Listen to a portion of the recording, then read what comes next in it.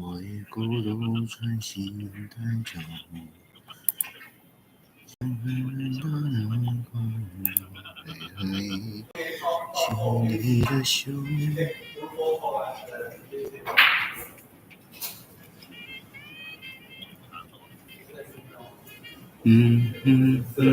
只恨我，这寂寞。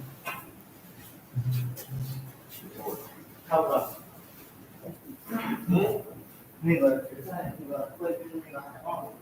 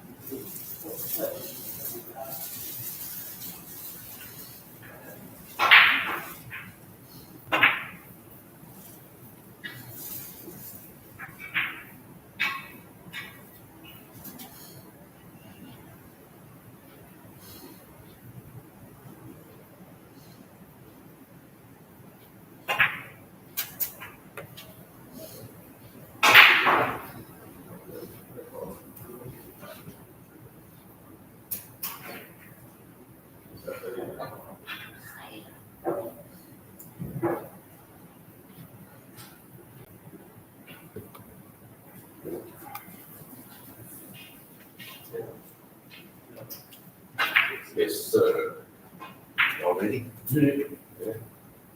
Can we see comments or not? I think you need to use your mobile phone to do that. Okay, no. Yeah. But I did. Aaron was using his mobile phone yesterday. Yep. Yeah.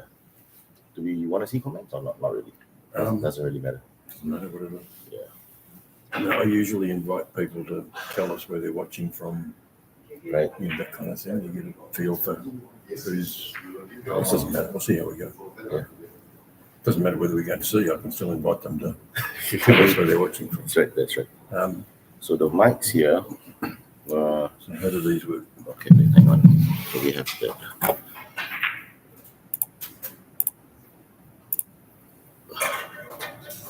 You need to. So when you press the button,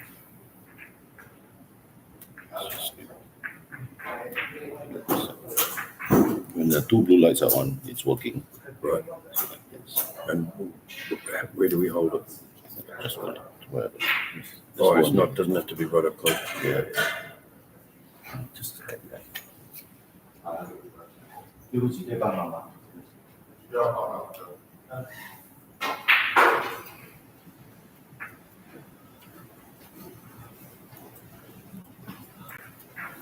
你怎么去那个夜幕？昨天那个，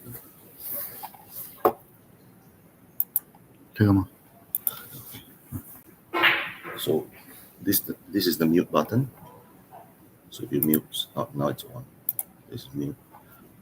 Testing. Yeah. So you should be able to, you speak into it, you should be able to see. Testing. You should be able to see the thing going up. But it's on mute now. Right. Yeah. Okay. Yeah. Should be so this is on. So if you want to speak to each other, we just click that. Where's the mute button again? This one. So now it's on. Okay, yep. Got it. Yep. So that's it.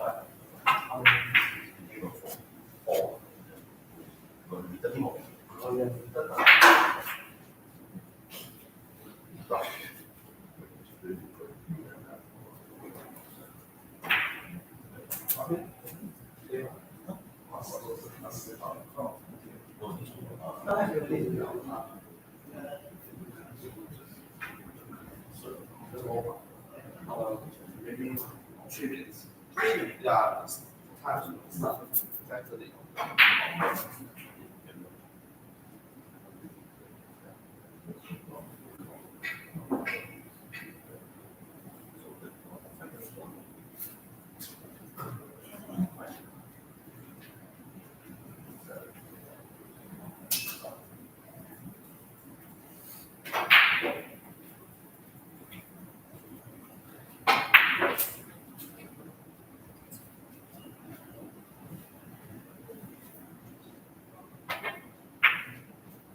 对啊，对啊。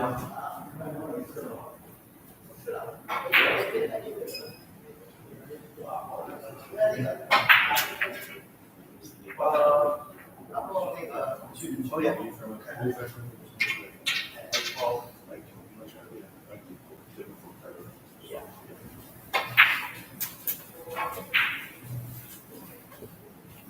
啊，开机了吗？开机了，我开了啊。把这个点开就可以了。 OK。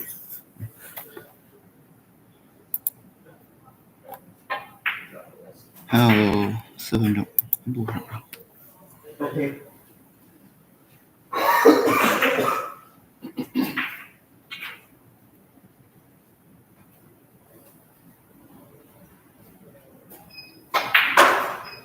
Which side do you want? Anything. Both fine. Both fine. Yeah. Just checking. What has he been playing? So he's played the Asian Heyball. Great ground. He's mostly a Black ball. 8-ball player. Yeah, 8-ball. Yeah, Black ball player. yeah, on the English tables, 7-foot tables. Right.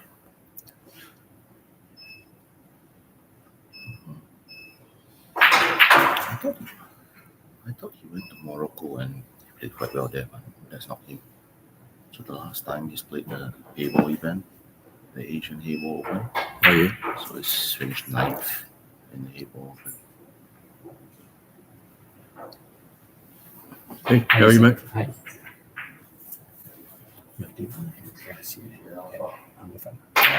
I didn't install it. Yeah, Install it. Oh.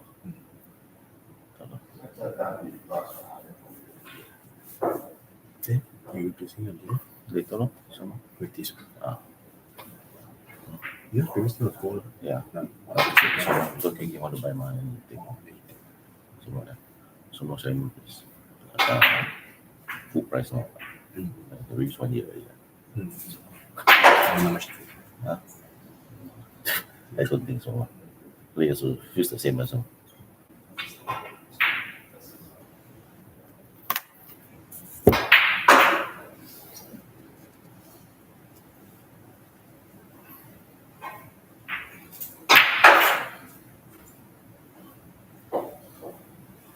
What's the format today? It's race to 9, isn't it? Yeah, rest of 9, 2.5 hours. No, not 2.5 hours. Yeah. 100 minutes, is it? No, 200. It says on the board it says 2.5 hours. Are you serious? No. 99, 200 visa. Huh?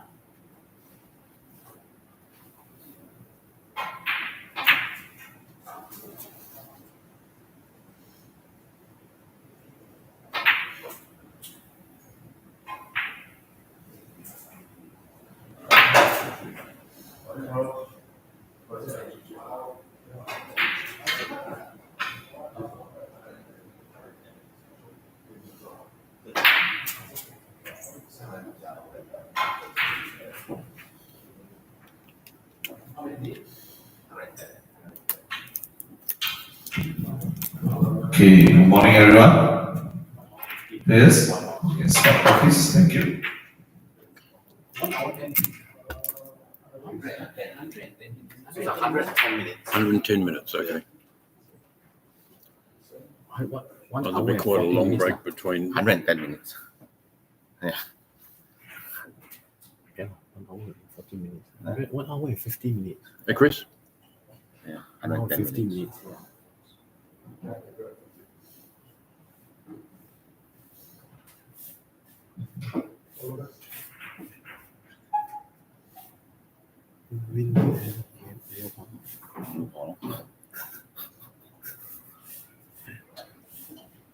Marvin's a 7-time national snooker champion, isn't he? Hmm. Is it 7 times? I'm not sure how many times. We'll just go with 7 then. He said he would have won a lot. I don't think it's that many. He said he would have won a lot more if it wasn't for Peter Gilchrist. There was a little stretch there where Peter beat him in the final Mhm. a few times. Man, I played. He's done well after losing to Nop on first match. Oh, yeah, that's And right. he's really scratching around. Yeah. Had no idea what was going on. He's done really well. Maybe that's the way to win. But you can see his wins in race to sevens have been 4-3. Yeah. His last 2 wins. So big tactical battle Yeah. going on here. Definitely. What's your take? The other Kilo and then Who's got Craig Brown? Huh? Craig Brown. I thought Craig Brown is playing this table. Who's Offload playing? Marvin is playing. Oh, Marvin is playing great now. Yeah. Marvin is playing great now. So Kilo is playing Ali. Ali Bodel. Offload with that. Kilo winner. Offload with the tournament. Quite easily. If Chris Chua's around all day, do you want to get him in for 10 minutes later on? Oh, yeah. Ask him a few questions? You can ask the I'll do that, questions. yeah. Yeah. Check with him. Yeah, check with him first. Anyway, we're not starting.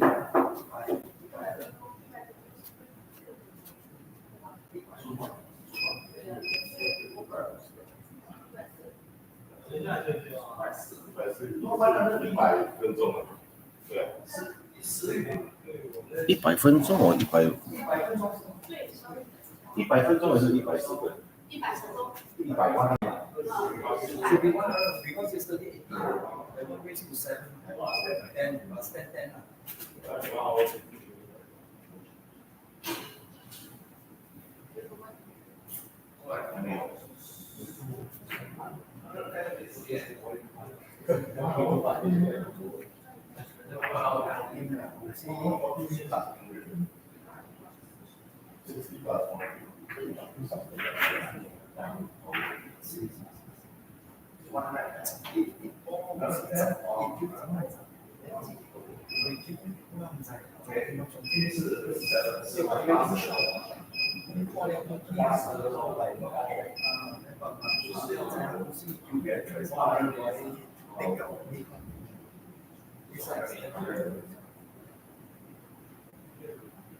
I can only say it's fun because of the so young.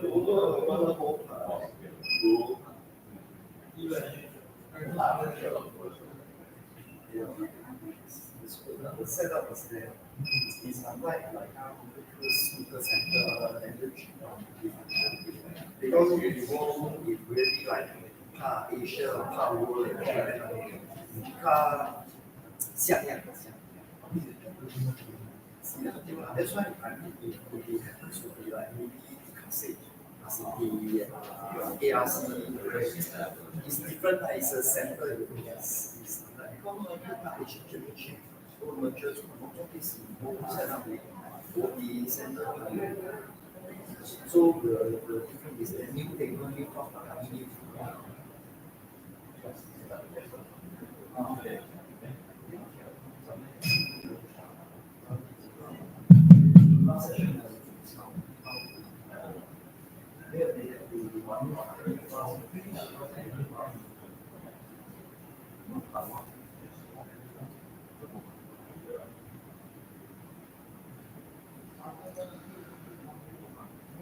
Good morning, everyone.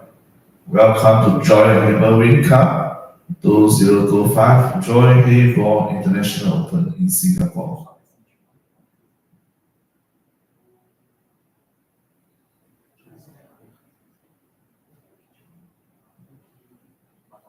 I will announce the players on the table. On TV table 1, we have Ali Pondel from Iran. Sorry. Table TV 1, we have Craig Brown from UK versus Marvin Lim from Singapore. Referee will be Zhang Xing from China. TV table 2, we have Ali Pondel from Iran versus Dennis Okolo from Philippines. Referee will be Feng Yaqi from China. Today is the semi-final match. Race to 9. 110 time limit frame rack. If you are ready, commence the match. Thank you.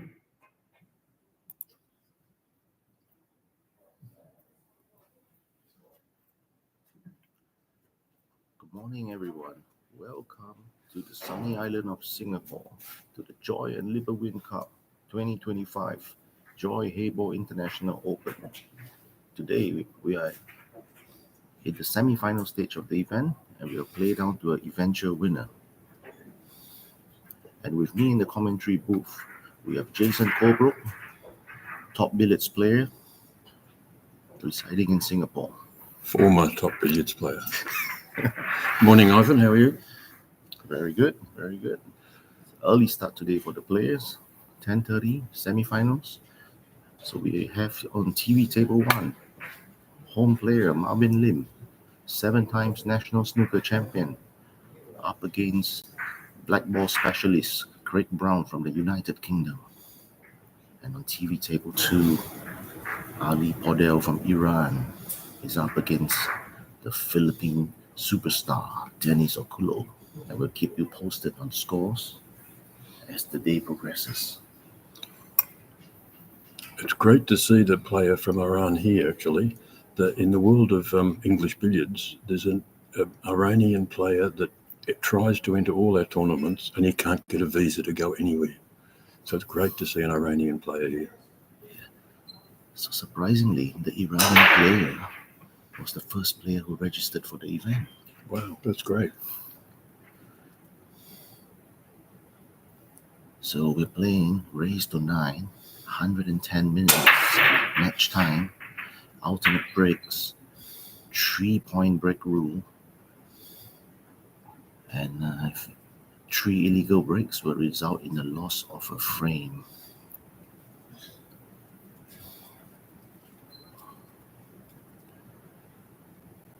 The referee is from China, I believe. Yeah, that's right.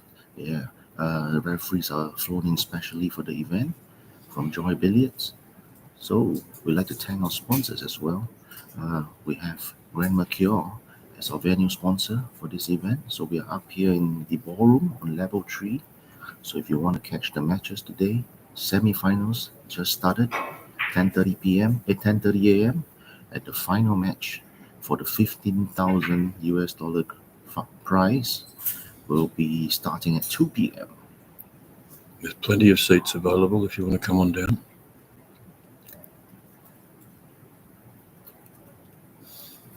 So we would like to thank our platinum sponsor, Songhe, and Joy Billiards, of course, for bringing the event all the way to Singapore. So this event is sanctioned by Q Sport Singapore, the WPA, and the ACBS.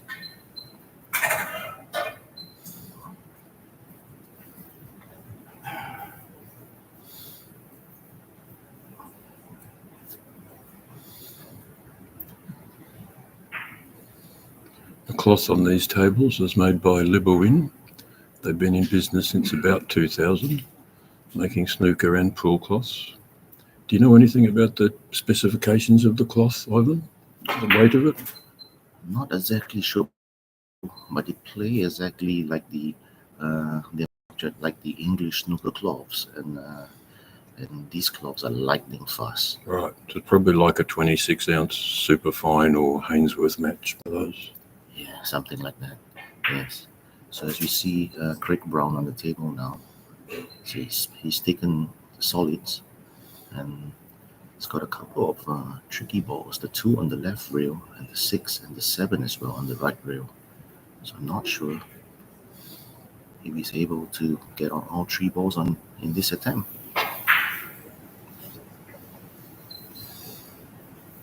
They had very tough pots on these tables, that one he just took on. Yeah, so we're playing with American pool balls. That's 2 1/4 inches with 84 mm pockets. The pockets are slightly bigger than what you see on the snooker table. But trust me, they're tough to make those pots on the rails. And this is an interesting matchup because Marvin spends most of his time on the 12-foot tables and Craig spends most of his time on the 7-foot tables. So it's a very interesting matchup.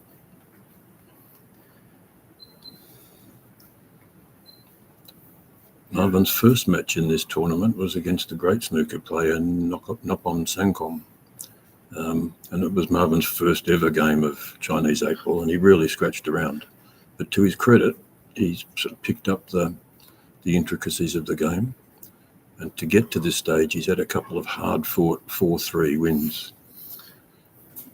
Yeah, there's a couple of low-scoring wins in the previous few rounds, and I think that sets up the day for a very tactical battle, I think, on table 1. Yes, Marvin's known for his safety play in snooker, and I'm sure he'll bring plenty of that into play here.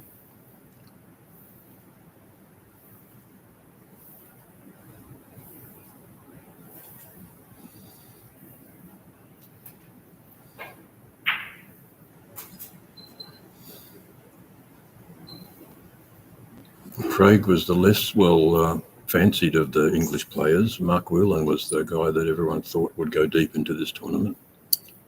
Yeah, there were a couple of English players, Clint Ainson, Jack Whelan, they were here as well. And Craig Brown, outshone them and he's up into the semis. I think players are guaranteed $3,500 US at this stage. And they probably double their money if they get to the finals. $15,000 US for the winner. Sanderson Lum was also here from England. Very, very good snooker player.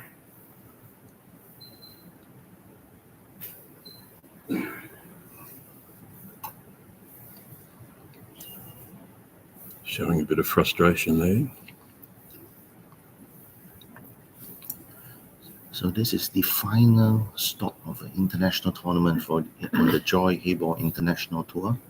The last leg, Singapore stop. And after this, on February 21st, it's the big one. 5 million Chinese yen to the winner. And that plays in Chengdu in China. So we are expecting about 1,000 players in that event, both international and Chinese. So if you want to register for the event, head on to the Joy Heyball Masters page or the Joy Heyball Singapore page. You can register for free. All you need to do is just to book your flight ticket to get there, provide free accommodation, free airport transfer, and free entry.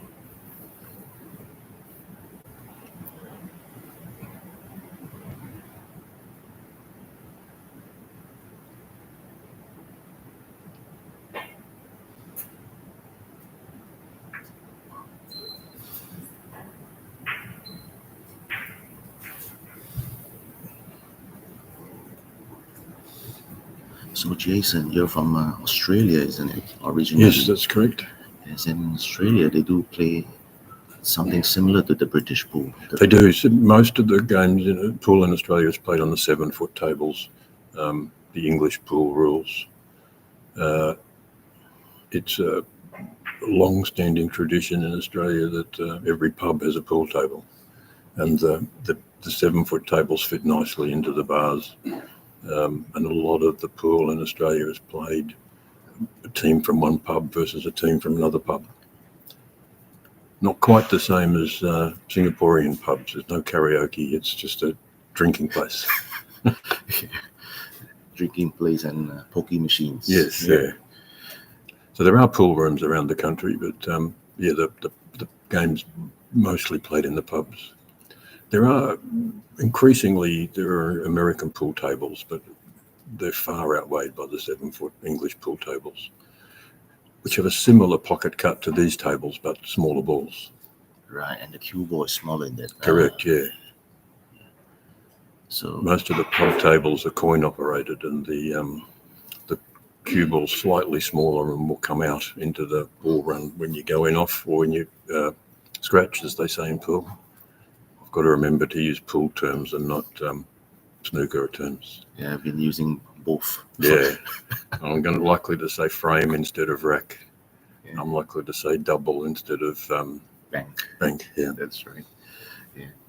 So Heyball is growing in Australia as well, and in June next year, the Heyball World Championship travels to Gold Coast. I think it's slated on the 19th to 25th at the moment. So it's the dates to be confirmed, but that will be played in Gold Coast. So that'll be good there. This year's event in Australia was at Gosford, which is a sort of rural town, an hour and a half or so from Sydney. I'm sure it was a good tournament, but the Gold Coast will be a lot more accessible for everybody. International airport there.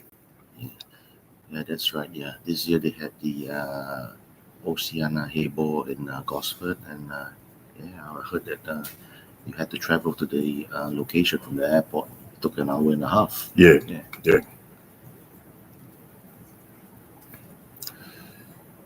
So the balls are fairly open now.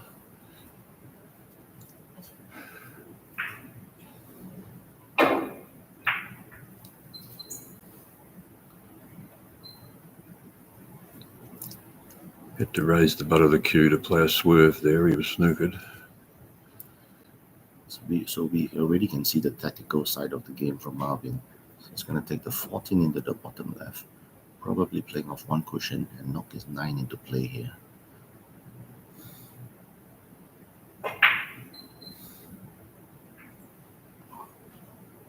Oh, he snookered Craig.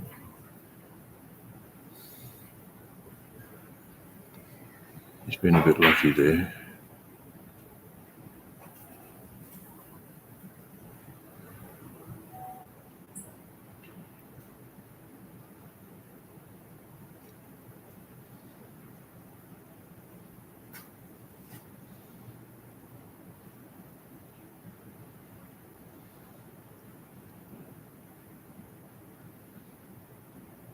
So it's interesting to note that Heyball is played with a match time limit, which is 110 minutes for the race to 9s. And at the end of the match, if neither player reaches 9 before time runs out, the leading player will be declared the winner. And if it's a tie, at the end of 110 minutes, we will go into a black ball shootout.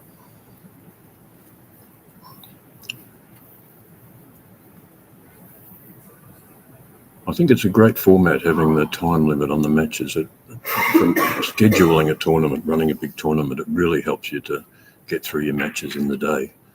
The only slight downside is the time wasting tactics. That once a player gets a couple of frames, a couple of racks ahead and the time's running down, you do see players take their full 40 seconds on simple shots.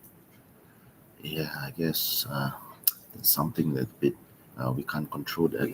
But I've played in a couple of tournaments in China, and if you look like you're deliberately wasting time, the referee will actually warn you and just let you know that no intentional time wasting. I think that's a good rule. I was going to ask about that. That is a good rule. Yeah, so obviously you need to... Oh, that's a great shot. That's a great shot. That's a great shot. Kicking off one rail, and now he's got the 8 into the left middle.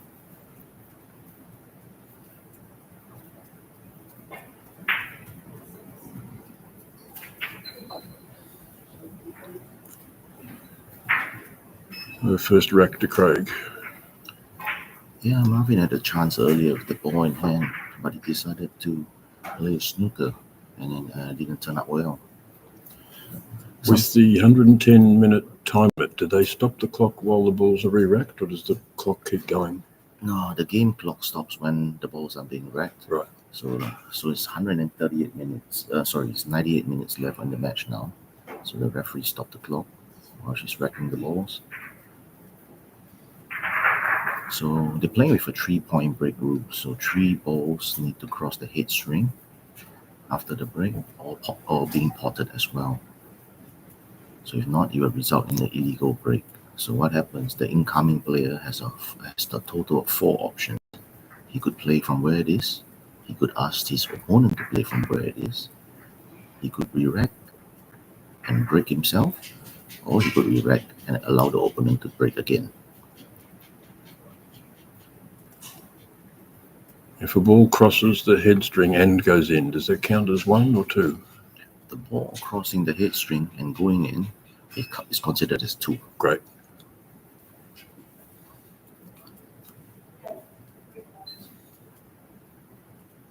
So most players will be using a cut break here.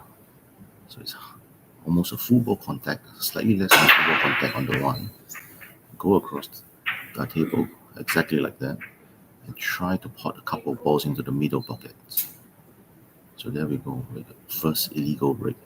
Only the 10 and the 5 ball, I think, cross the line. So Marvin coming in now has a choice. So he needs to let the referee know on his decision before the referee will remove the black magic rack.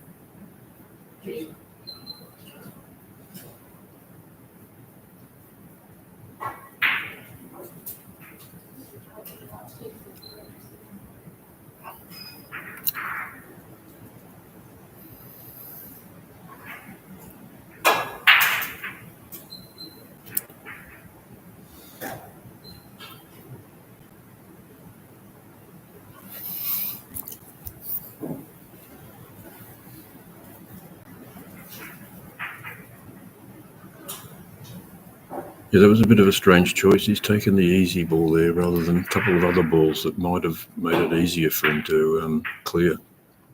Yeah. So he couldn't really control the kiss after potting that ball.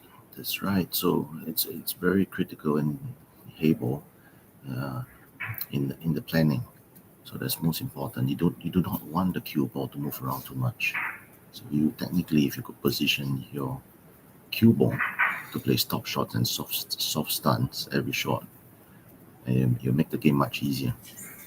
I watched one rack yesterday, Dennis Okolo against Peter Gilchrist.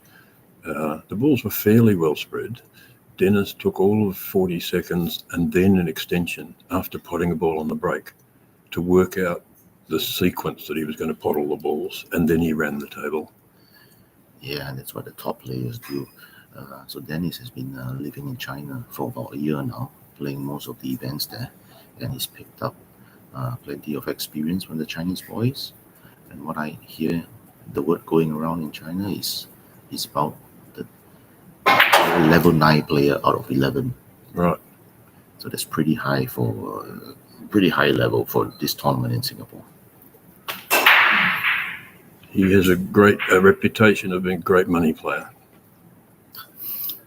He's won a World Pool Championship. He's won 5 SEA Games gold medals. I don't know how he got it, but his nickname used to be Robocop. I've got no idea where that came from.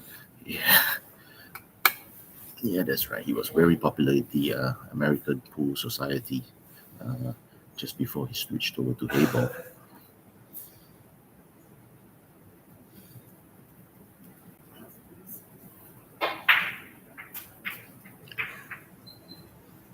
I believe he had a bit of bad luck in America. He overstayed his visa and he now can't play in America for a while.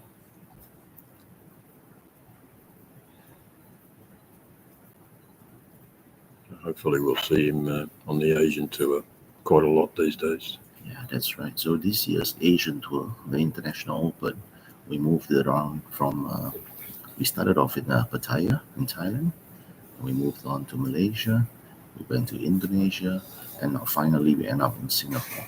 So hopefully next year we'll have a couple more stops added to the short series here. And that usually happens in the second half of the year.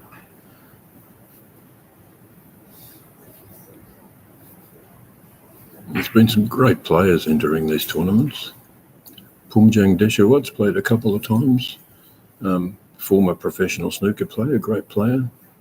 Yeah, he played in the event in Pattaya, and he did Yeah. quite well actually. Semis, I think. Stuart Pittman, the sight right guy, he's been playing. Yeah, Stuart Peckman, couple of good results last year as well, and it's quite consistent on the Asian circuit. I think he's residing in Bangkok, is it? Yeah, and Nopon played in this tournament. He's had a very good year on the snooker tour. He made this quarterfinal of one tournament. He's made 2 147s this year.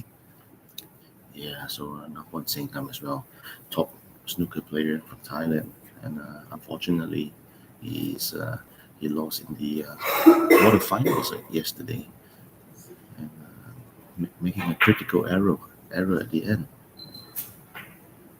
and he lost to Ali Podell, with 1 minute left on the shot clock. He would have actually waited 45 seconds. The scores were tied. Would have waited for the time to expire and call his extension, and bring the game into a shootout. Wow. Yeah. Instead, he elected for a safety shot, and Ali played a 2-rail kick shot to pot the black ball over the pocket.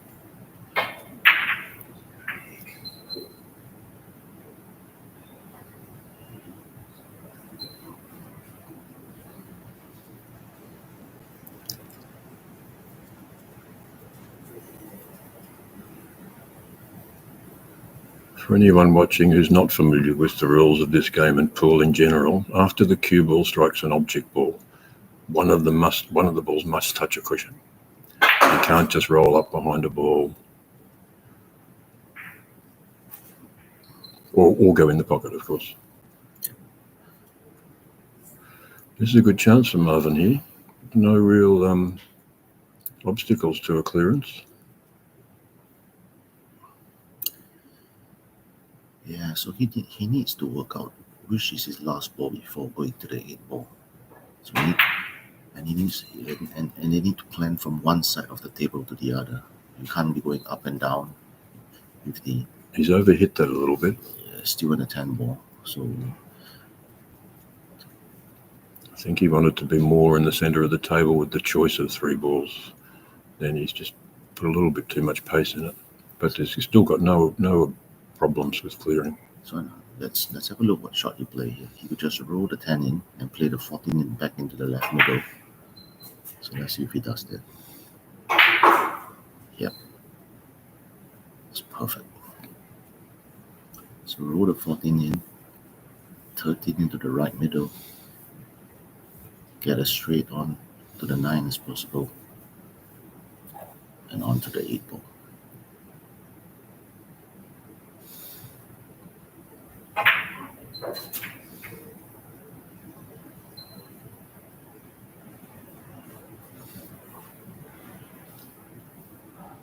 In perfect position to take this rack.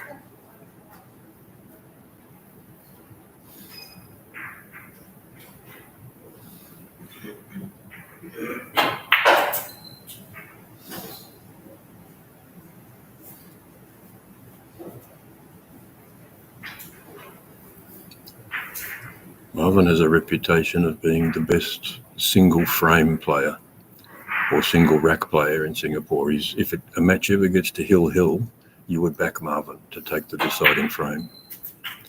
He's won a lot of tournaments, especially snooker tournaments where it's been 2-2 or 3-3, and he's taken the deciding frame. Yeah, he is one of the greatest tactical minds in Singapore. That's without a doubt. And you can see the 8 to the bottom right, and scores are tight. We're 1-1. I really rate Marvin as a coach too. I think he's a very good coach. Unfortunately, because he has a reputation of being a slow player, some people don't want to be coached by him because they think he'll teach them to play slowly. But he's actually a very good coach and technically very correct. Yeah, so he's got a couple of good students who he has coached for over years, and you can see they're all fundamentally extremely sound. Well, Zhang Feng, he's doing very well. Made the semi-final of the National Snooker. I think he's only 15 or 16 now. Was he 16? Is he 16? I'm not sure. I'm just not sure how old he is. But that's a great. In fact, he met Marvin. He met his coach in the semi-final. but he knocked a couple of good players out along the way. Yeah, that's right. So we had our National Snooker Championship that recently concluded, just last month. So this is the biggest Q Sport event in Singapore. In the recent history, we got 50,000 US prize pool. 190 players entered in this event from 17 different countries. That's fantastic.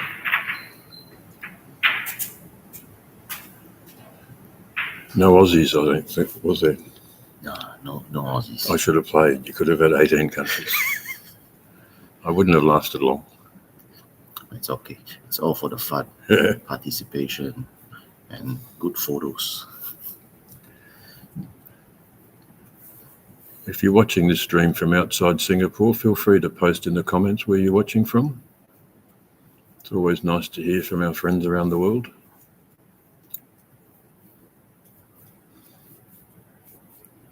So a bit tricky now. We have a 4-ball cluster where the triangle is. Strike ball dead on the left, solids dead on the right. Not sure what he's going to play here. So he's chosen to play the strike ball, but he's landed in no man's land here.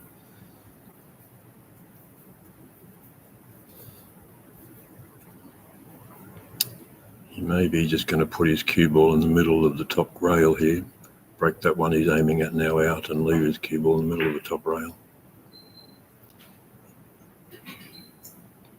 Bit like that. That's very much a snooker safety shot. Yeah, that's a very good shot actually. Knocking the path of the 4-ball to the left middle and the 2 to the top left and bottom left.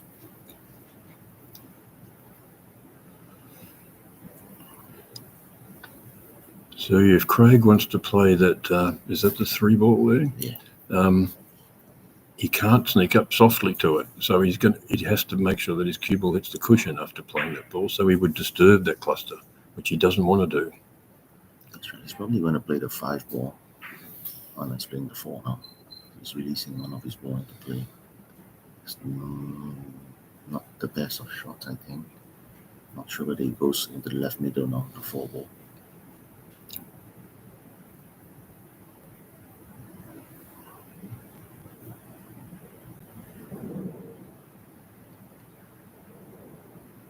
Ivan's going to try and get that ball into play a little bit.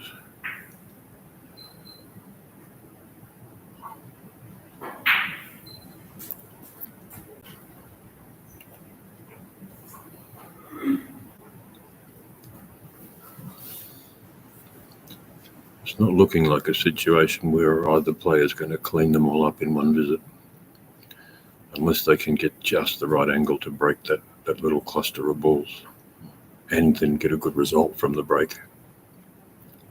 So I'm not sure what kind of angle he has on the 1. So it looks to be straight. So he's going to release his 7-ball. Send the cue ball down table behind the tree. Oh no, he's clustered his ball with the 5-ball. He won't be happy with it.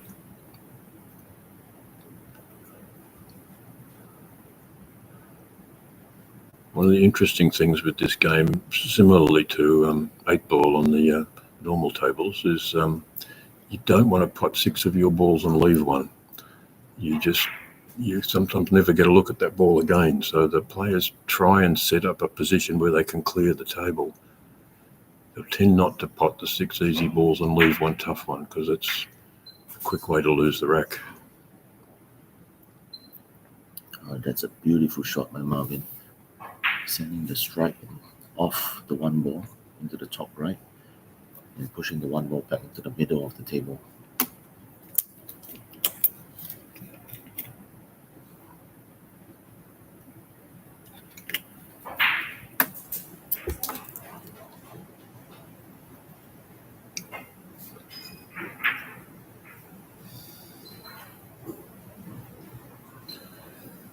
What happens to these tables after the tournament's finished, Ivan? Yeah, some of the tables are moving to the local centers. So because of the tournament and some of the operators, they have expressed interest in purchasing some of these tables. But we do have some tables left. So if you are looking for a table for your home, your office, your business, do send us a email. You can reach out to us on the Joy Heyball Singapore Facebook page. We will send you details.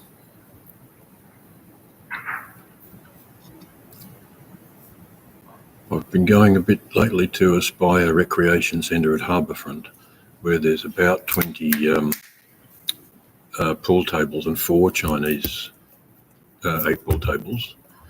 And I know KK is thinking of taking out 3 pool tables and putting in another 3 Chinese 8-ball tables. Such is the popularity of the game that those Chinese 8-ball tables go all day. Yeah, so that's right. So that Aspire, they look to have a total of 7 Q8 tables, the gold tables, and actually the two tables that are being used in this tournament will be there this evening. Great. And I haven't been there yet, but I believe there's a venue in the basement of Grand Link Square that's all Chinese 8-ball. Is that right?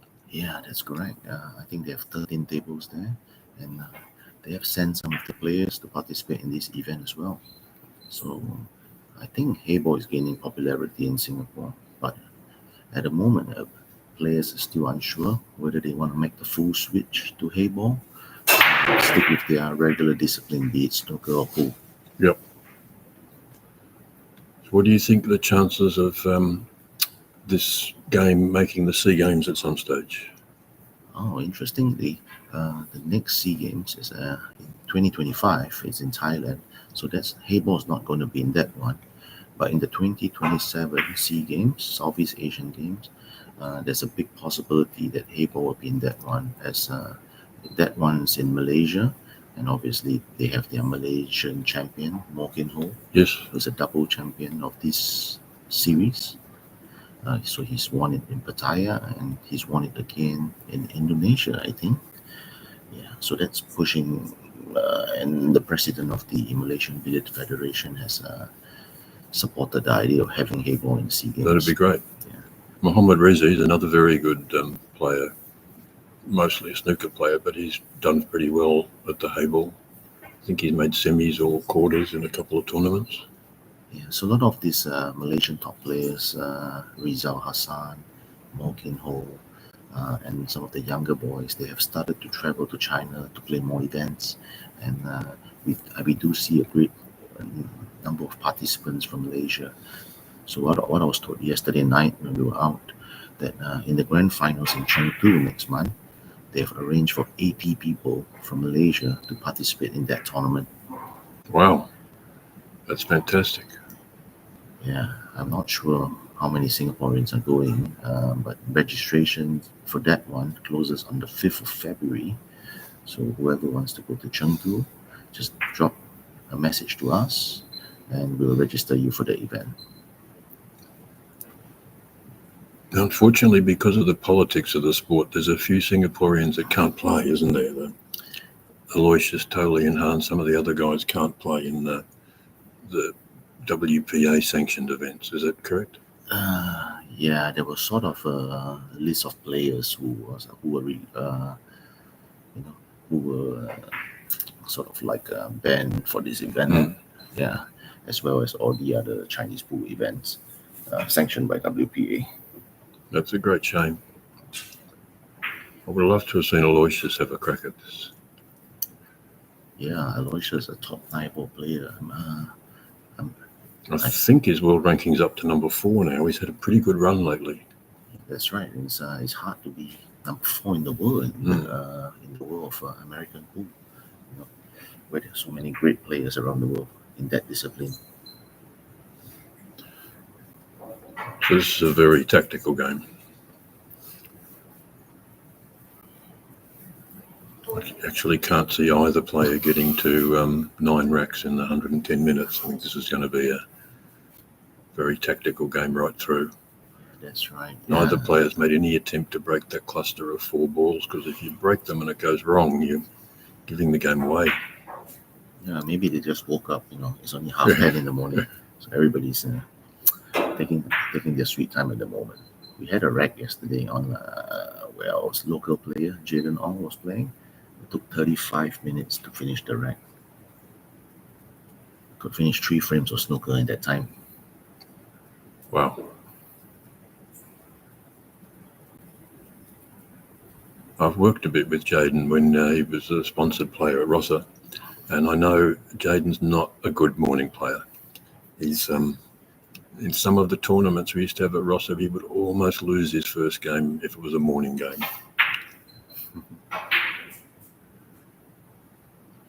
That was a bit careless.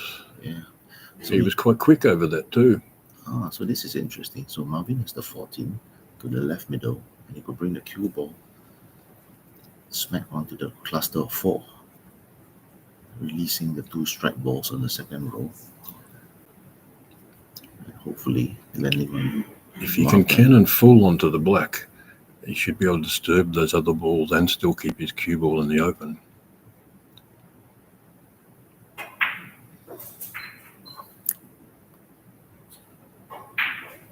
That's the danger. You just glancing blow on the black, it's not going to achieve anything.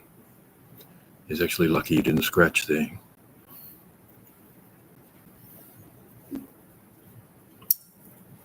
So this is going to be a tough safety shot from this position. He can't roll up behind any of the balls. He needs to hit the rail after contact. The 2 is hanging over the middle pocket.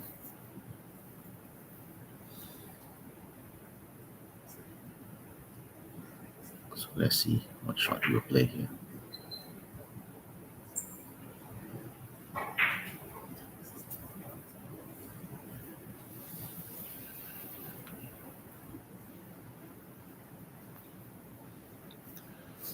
So the referee's going to have to mark a few balls so that you can remove the magic rack.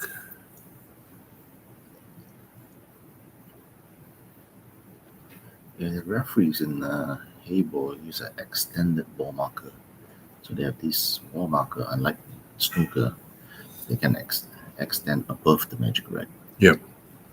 I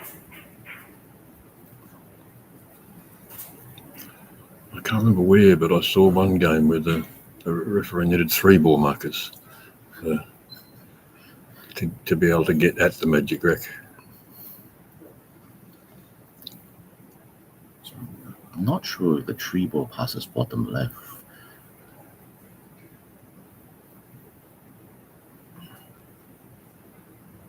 It's Craig here. He needs to find some way to get onto those balls. It doesn't seem like the 6 ball has any available pockets. He's looking at the 3 here. So I do 3 bottom right. So he's got that bottom right. I think he has a 6 to the middle now. Looks like it. From where his left is cue ball.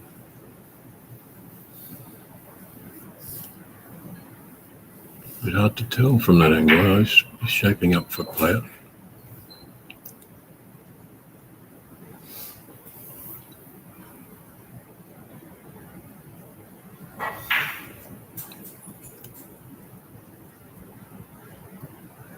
Seems to be playing a little quicker. He's getting down over the ball and playing quite quickly.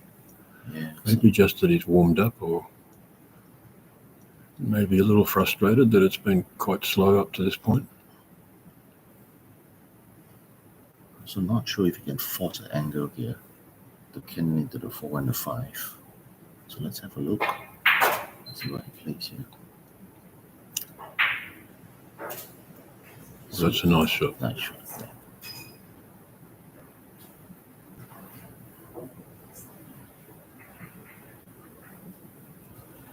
Should be able to take the 5 screw back and then take the 4 if he wants to. Although perhaps leave the 4 for the middle later.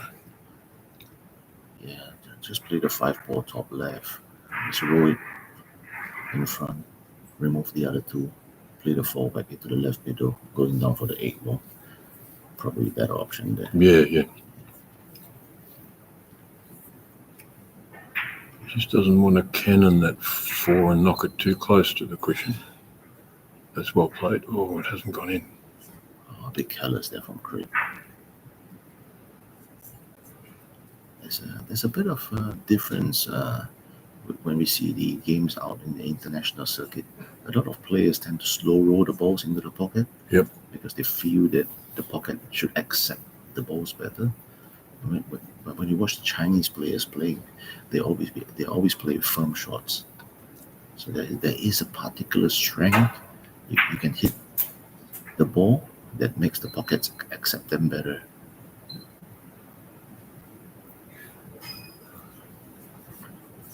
So if that goes, then this is a nice opportunity for Marvin. He's having a good look at it. We can't tell from our angle whether that goes or not.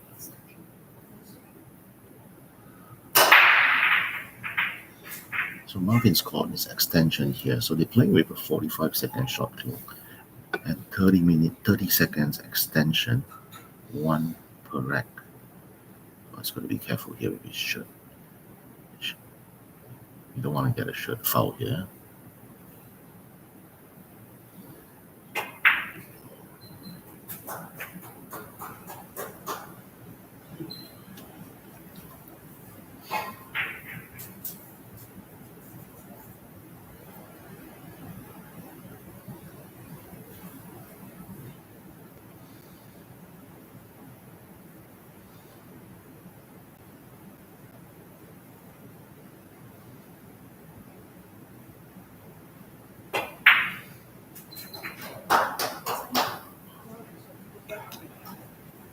So Marvin takes a 2 racks to 1 lead.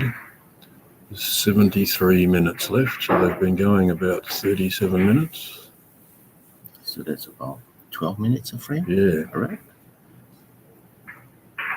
So how many racks are we going to see, Jason? Gotta work At that rate, only another 6 or so. During the final. Oh, final. Yeah.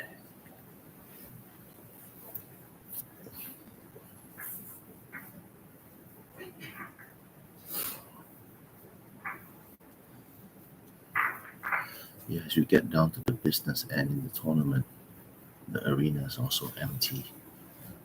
All quiet. You could hear a pin drop in here. Yes. I remember you coming over in the first few days. It looked like a supermarket at times. Everybody was talking, joking, laughing, but now it's all serious stuff. Yeah, no, the first day that I came down here, it was like a reunion with a lot of people. I saw people since the National Academy is closed in Katong. I saw a lot of people that I hadn't seen since then.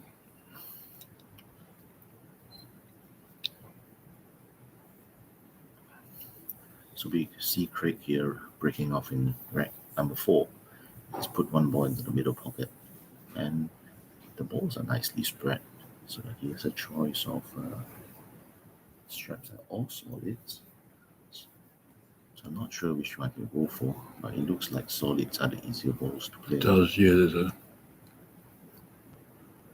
But the 1 doesn't offer great position for the 2, so he's looking at that now.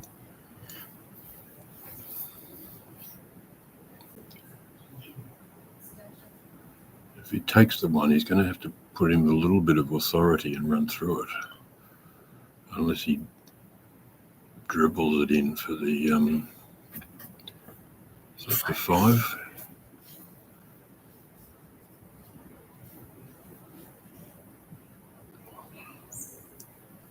But he has the 2 ball to the left middle as well. But he has to figure out how to navigate his handball.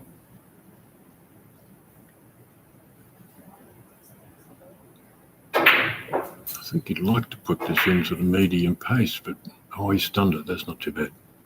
I didn't think he had that angle. I thought he had the other angle. So that's quite a good shot there. So he has 2 to the left middle.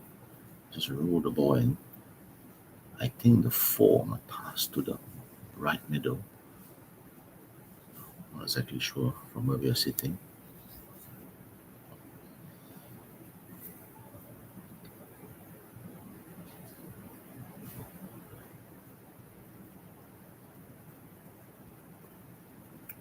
He might need his extension here, if he's already called it possibly.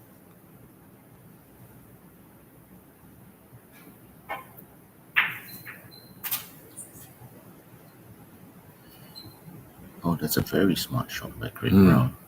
So he's played the 2 off the 10 ball and sending the 10 closer to the rail, the middle of the rail. And that in turn is buying a second life. Yes. Because probably Marvin will have difficulty. He needs to move the 10 ball at some point if he gets back to the table.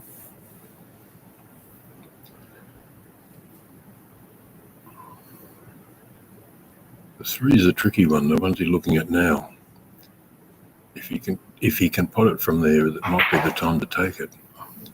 There's not many places on the table that's quite right for it.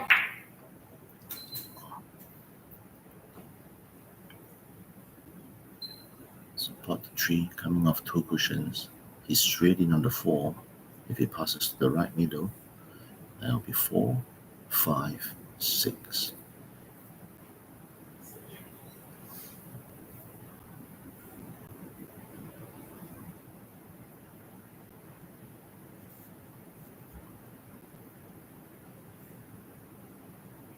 Have a good long look at it.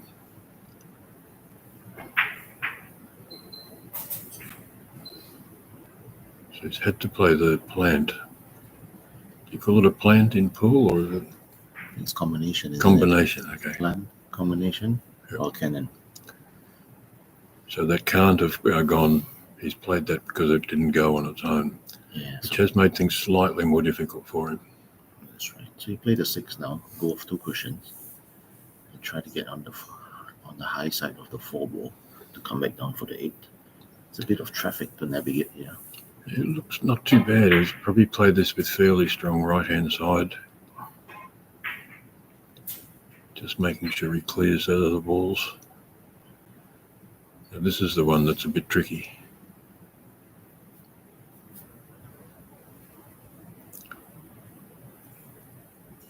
So let's see what he chooses to play here. Screw shot with left-hand side spin, 2 rails maybe, or follow off 3 cushions to come back down. Let's have a look. Yep. It's done. Oh, it's perfect there. He's very quick once he gets down, isn't he? He takes a good long look, but once he gets over the cue, he's quite quick.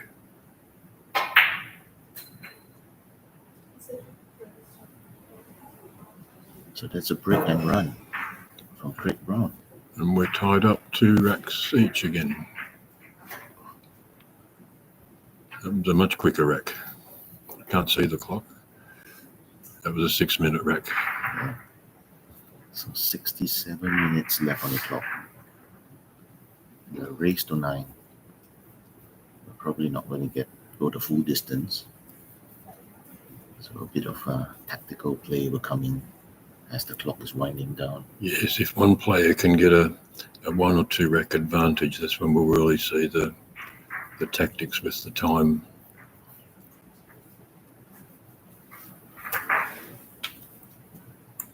So on TV table 2, the other semi-final match going on between Ali Portillo and Dennis O'Connor.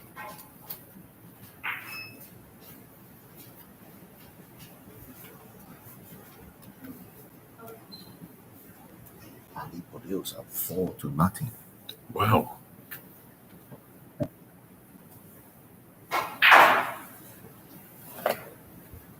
Wow. That's a surprise.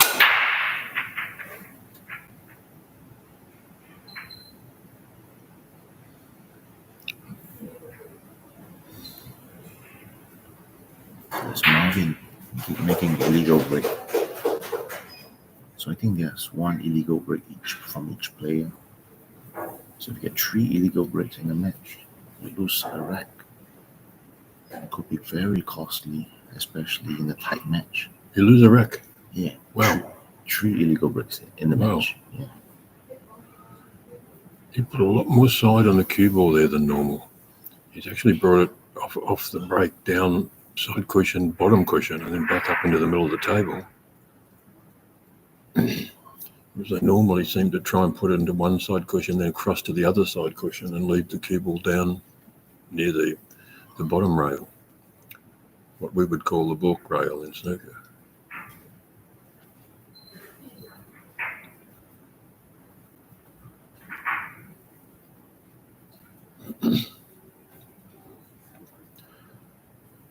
I assume that players' shot time is not running while the referees are moving the balls and clearing the magic rack.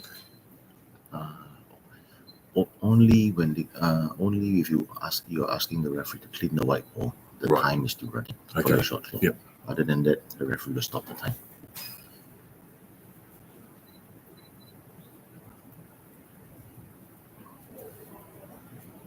So Craig has decided to play on.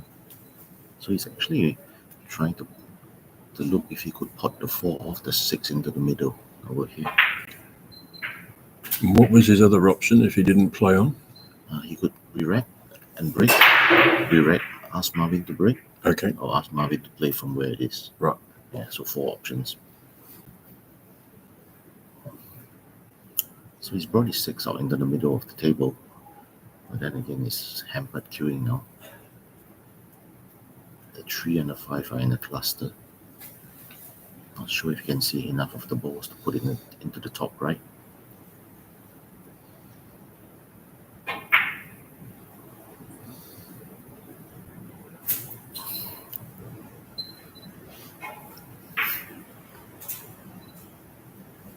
Not sure which ball he was going for. No. I think he was playing the 3 and hoping to leave the one near the pocket. Is it the 1 or the Well, there's a 5 ball. 5? So this is a tricky shot, stretching over the table.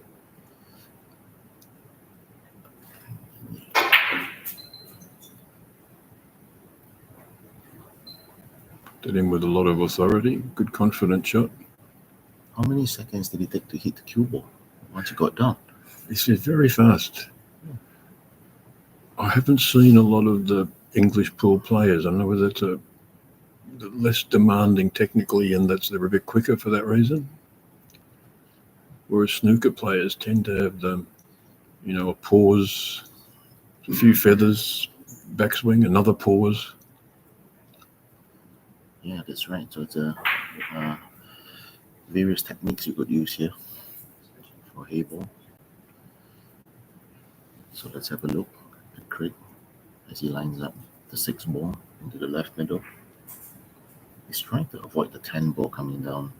The strike 10 is in the way. Or the 2 go to the bottom left?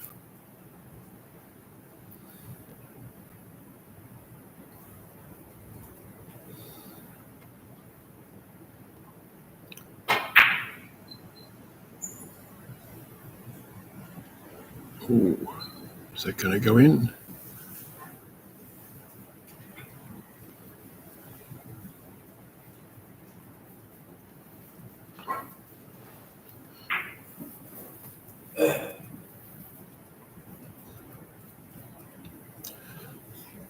So we'll see on Marvin's next attempt to pot that he's got a completely different rhythm once he's down over the cue. When he gets down over the shot, he'll settle for a moment. Then he'll have 2 or 3 feathers, and there'll be quite a pause on the backswing. That's much more of a traditional snooker rhythm of play. Yeah, that's right. I'm not sure if the 7, Craig's board, the 7 passes to the left middle. Obviously, if it doesn't, Marvin could just roll the 9 onto the 2, leaving Craig no shot. So let's have a look here. So he's decided to play a safety shot here. That's a pretty good shot. Yeah, it's tough to make any What's pots that from ball next to the black? I'm a bit 7. colourblind. The 7. So he may be forced to play the 7 thin off the 7, try and leave his cue ball down on the top cushion or the bottom cushion, depending on which end you're looking from. Yeah. So the 10 ball and the 11 ball on the left side of the table are Marvin's friends. He will use either one of them to break out the ball on the rail. So let's see if we can get a good angle. I don't think he could hit enough of that to pot it. That's right. It was tickle. Yeah, hit the ball tick there. So Marvin's ball on the left side rail is his main problem at this stage.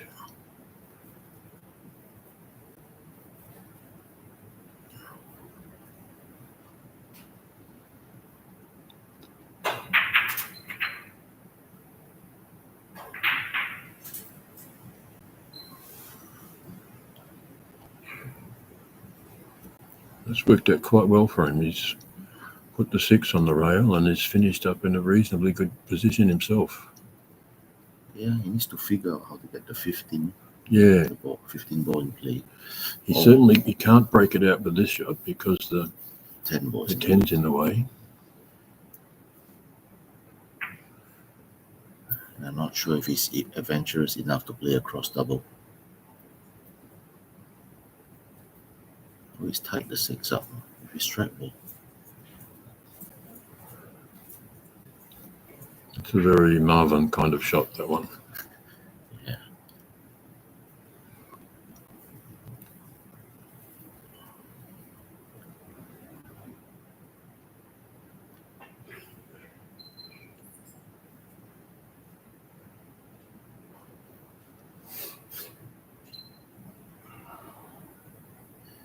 I don't know if he's set up a plant there with the Yeah. 6. Marvin may be able to pot his ball if he can cannon the 6. That's right. So he could actually play the 15 now on the left rail, set it down the rail, Yeah, hit the 6 on the left side, and send the 14 into the pocket, opening up the whole frame. But it's too adventurous for Marvin, isn't it?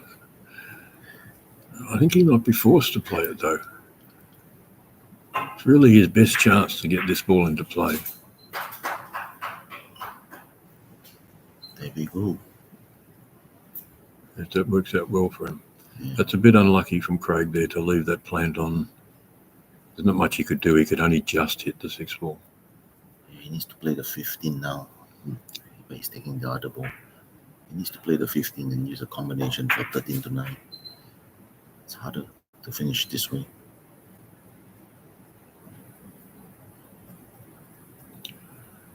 Just have a little bit of angle here so that he can stun up off the side cushion.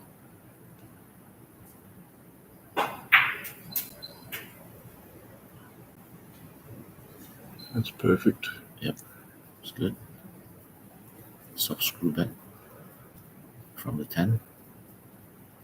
Or play off one cushion for the 10.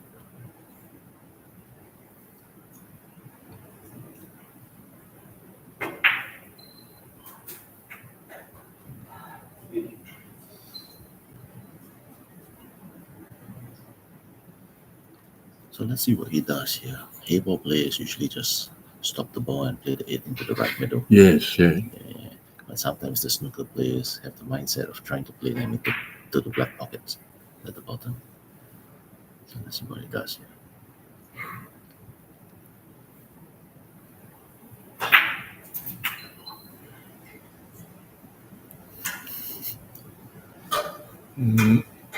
It's not ideal. It shouldn't be a problem, but it's always difficult when you're on the cushion, or a little more difficult. He built up a little bit more pace on that, but I think he was worried about cannoning the 6. Just moving the white ball a bit too much.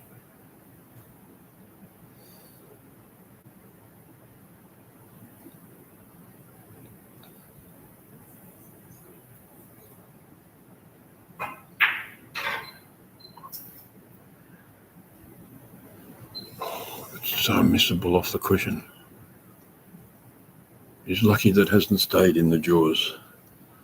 Yeah. There's quite a bit of work for Craig to do to make position for the 6 and then make position for the black. Yeah, so it's pretty straightforward for Craig now. You just play the 7, screw back down to the bottom of the table, just push the 6 over the pocket of the bottom left. Yep. Checkmate. So he doesn't need to pot the 6 on the next shot.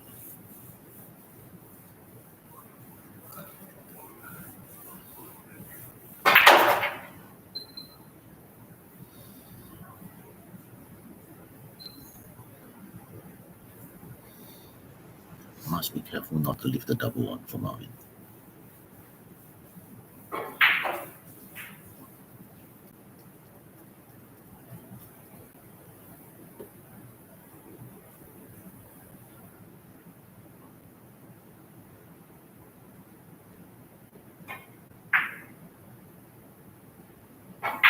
There we go. Exactly. That's perfect. Even if Marvin snookers him with a soft little shot here on the right side of the black, it's an easy pot across the table. So Marvin really has to try and double this to bank it. Yeah, or maybe you never know. Marvin might just push the 8 to the rail. Oh, yes. Yeah. Yep. You never know. And let Craig do the hard work. That's Craig, probably a pretty good move. yeah, and let Craig take the double one instead. I think he's just nominated that bottom left pocket. I think so. Let's have a look. So it's going for the double. Nope. Cue ball was always going to go close to that top pocket. Oh, he scratched there. It's always going to go close.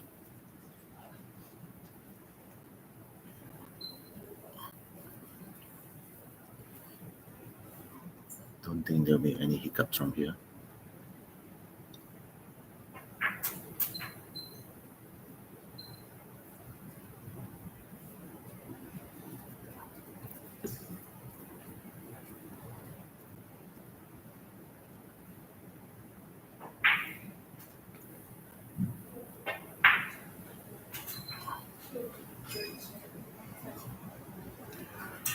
So that was Marvin's for the taking, that frame. He's given that one away with that poor positional shot on the black.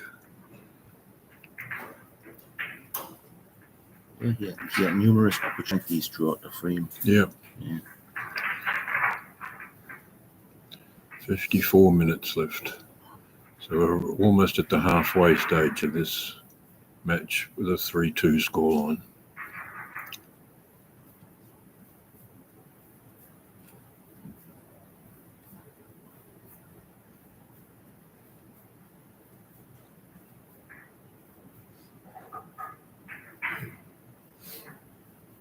How many of these players have specific cues for Heyball?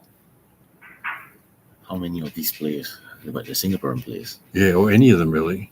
Because it's a different cue again, isn't it, that they like to have? Yeah, so it's a hybrid between a snooker and a pool cue, but it's more like a snooker cue with a bigger tip. Yep. Yeah, so that's what They like about 11 mil, is that right? Or 10.5 mil. 10.5? Okay. 10.5 mil, yeah. So Ashwood 10.5 mil, but then again, the game being very new in Singapore, so a lot of players a bit hesitant whether they should get the cue for this game. So they always go with their snooker or pool cues. The only one I've seen up close was when Ricky Chu came back from Pattaya with a Heyball cue. I haven't really had a good look at anybody else's cue this week.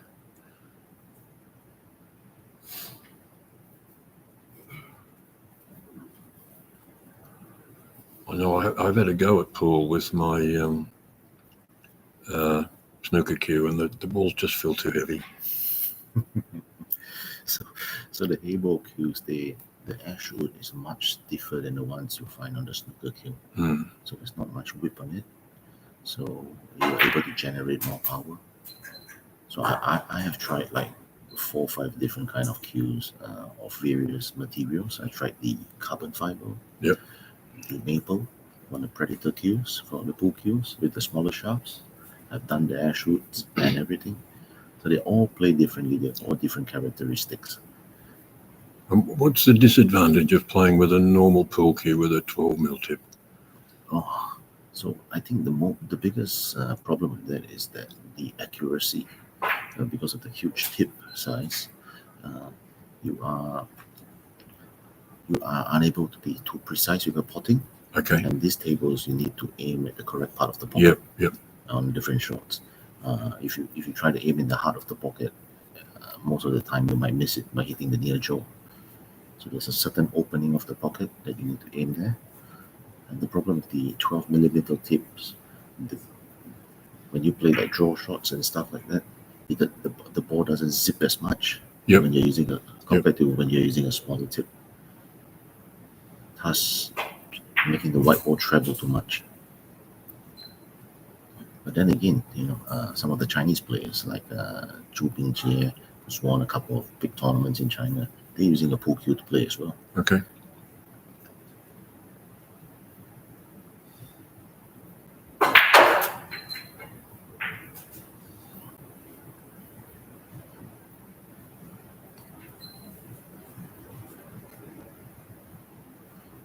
So we see Marvin on the strike balls. He's cleared up half his strike balls.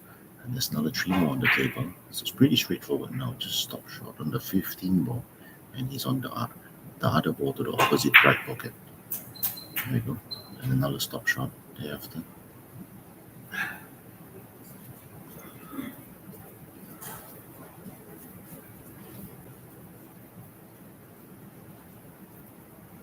So you play the 12 into the bottom right. Leave himself a small angle on the 10 and position for the 8 ball into the right middle.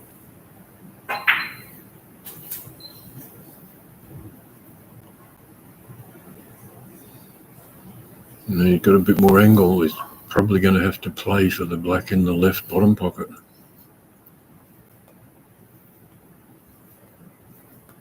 It's not ideal, and he may end up queuing up near the 5 ball. 5, yeah. Yeah. So it's not quite ideal.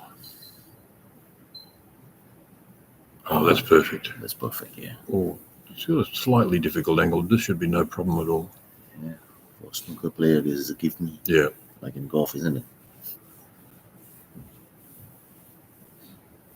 So he's played that cannon rather than put his cue ball up towards the 5 and the 1. Yeah.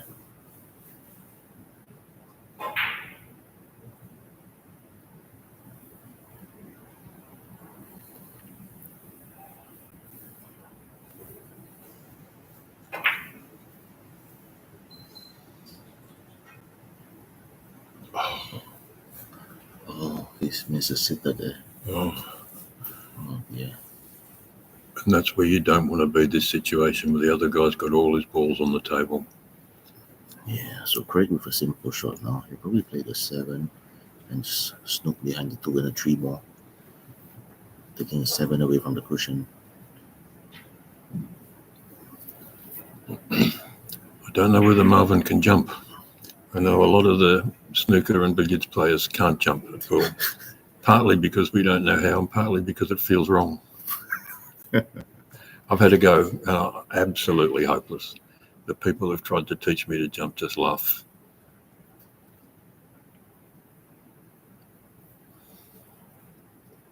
Not sure if he has a jump cue over there. So, but even if you can't play the jump shot, you should always bring the jump cue to the table. Mm. When the opponent's staring down at you, you're all well equipped.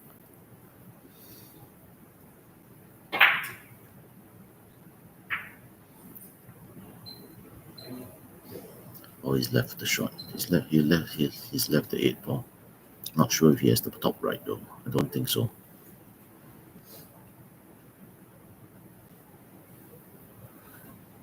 So he's probably I don't think he can hit enough of it to go top left. It's a thin cut, and his cue ball would go very close to the ball near the top right pocket.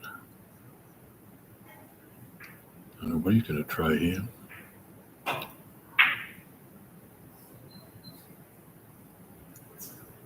He's tried to cut it in there, but it was a very tough shot.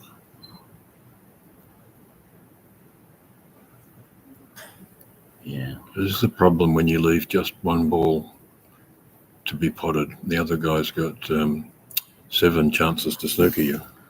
Yeah, that's right. You really should never get a shot, give the other guy a shot at the black.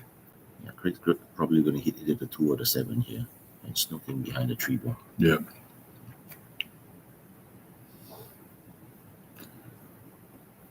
Four ball is the one that's a problem for Craig.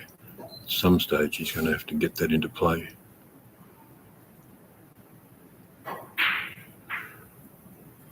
We're about to find out whether Marvin can jump. We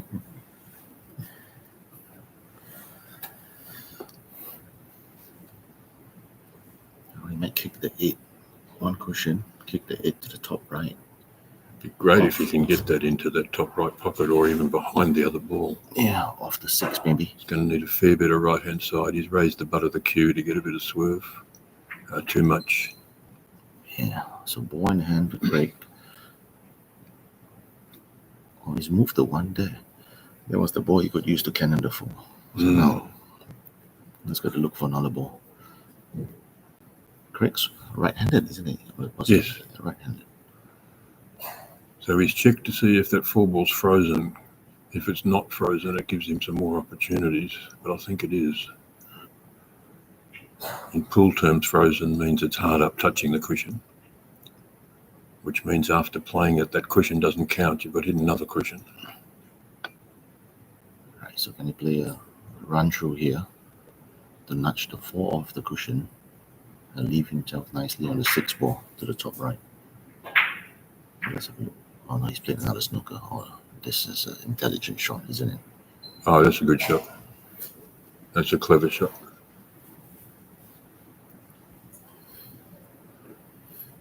Marvin will be hoping that to hit this 8 to pop this 8 into the top left pocket.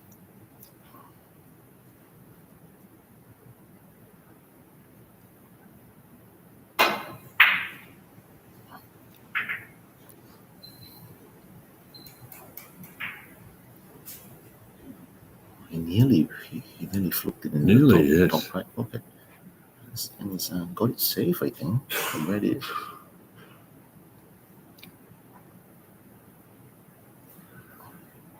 You might play off the 4 here. Or is it the 2? The 2, sorry. Yeah, at the bottom right. Yeah. Put Marvin in tall grass again. Or you'll play off the 4 with side to bring his cue ball down here behind them. It's a bit hard to read the angle, but if he plays off the right-hand side of this 4 with a bit of side, a bit of stun, that's a good shot. All right, but the 4's gone back on the cushion. So he didn't gain what he wanted there. Yeah.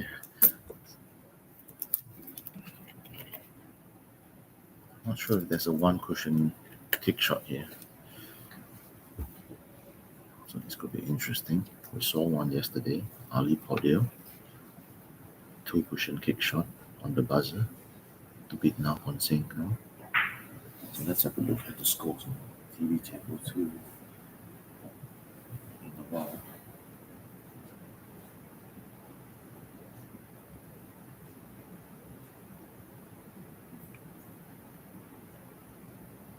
It's a little bit of right-hand side on this shot. Not too much.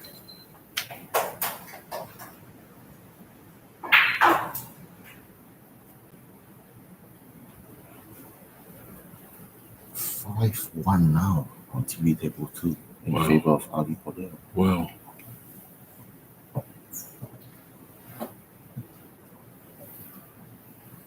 Watching the results through the tournament, if I'd been a betting man, I would have been backing the other player. Yeah, definitely. Dennis has much more experience than Ali playing the game, but Ali himself has been in China for several tournaments as well.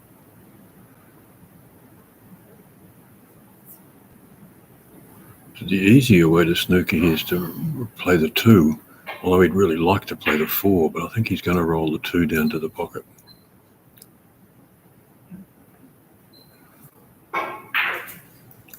He's got the 1 and the 4. He's had the 1 and the 5 for snooker, Marvin. Anywhere down there was going to be good for him. This is not easy to get out of. If he can thread, he can thread between those balls. I wasn't sure if he can. The direction his cue's pointing now, I didn't think he could get through there. Yeah, 1 cushion on the left hand side.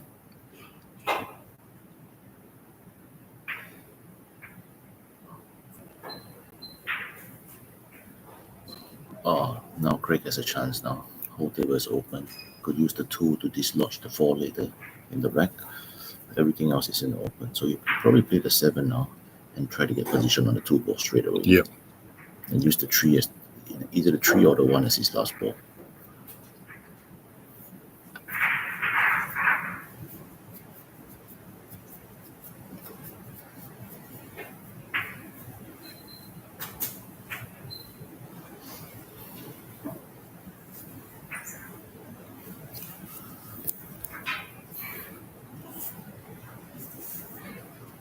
I was a bit surprised at that one. Yeah, so I thought he'd try and do a bit more with the cue ball. Yeah, he's got a shot here, 3 to the middle, and then cannon, cue ball going up, cannon into the 4.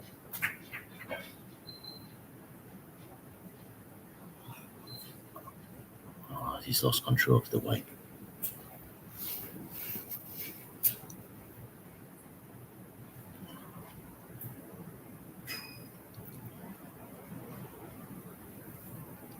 I think he can just snooker behind the. Is that the 6? That's the 6 more on the right wheel.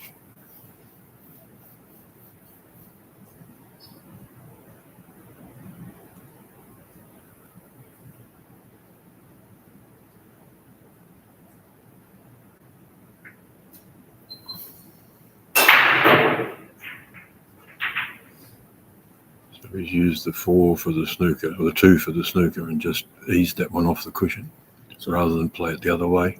So that's an interesting shot. Craig probably figured that Marvin doesn't have a jump cue there. Yeah. Because he'll never put the white ball there.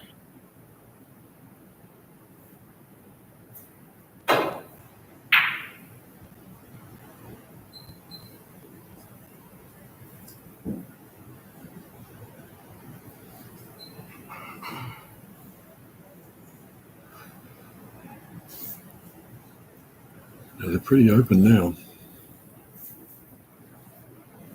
Yeah. So it's 1 to the middle, 2 to the opposite middle, the 6, the 4, the 5.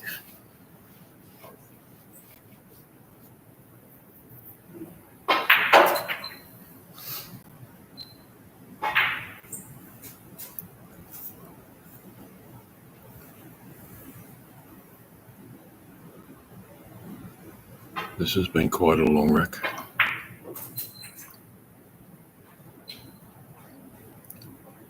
This rack's been going nearly 15 minutes.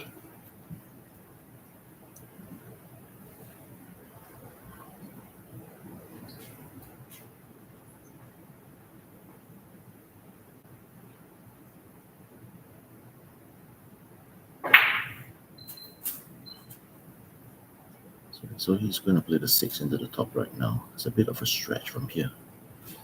But Craig's quite tall, isn't he? Yeah. It's probably about Yeah, we just play this with a little bit of screw, maybe a little bit of right-hand side to get a nice angle. must be about 6'2", I think.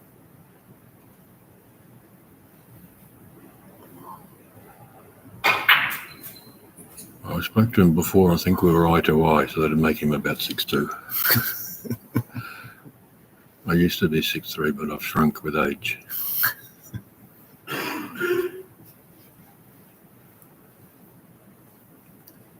Yeah, so just Peter playing- Gilchrist is 6'5". He's just got such good reach. 6'5". Yeah. It's about 2 meters tall. On a snooker table, he can play from the balk end with his cue ball on the blue spot without a rest. Amazing. That's so amazing. That's a huge advantage. It comes with a lot of back problems, I Yeah. guess. Yep.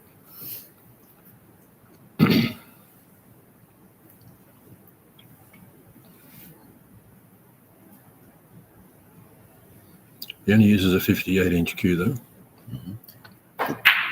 Did you know that Sanderson Lam uses a 59-inch cue? Does he? Wow. He uses one of the longest cue on the. He must have a long bridge and also have his hand passed parallel when he's gripping. He must do something weird. You need a 59-inch cue. I think it's long arms there. So that's Craig Brown pulling 2 clear with 38 minutes left on the clock. So we'll see whether tactics come into play over the next couple of racks. The players will play 9 frames and they will go for a timeout. So I'm not sure whether we actually reach the timeout. They've been going at 12-13 minutes a frame now. Yeah, so there may only be 3 more racks, which Marvin, if that was the case, Marvin would need to win them all. We had one very quick rack, the break and run rack. But then we've had about one 15-minute rack, so it's a... TV table 2 scores 6-2 in favor of Ali Fodera. So Ali's on the hill in that match. But not on the hill yet. It's a race to 9. So 3 away from the win.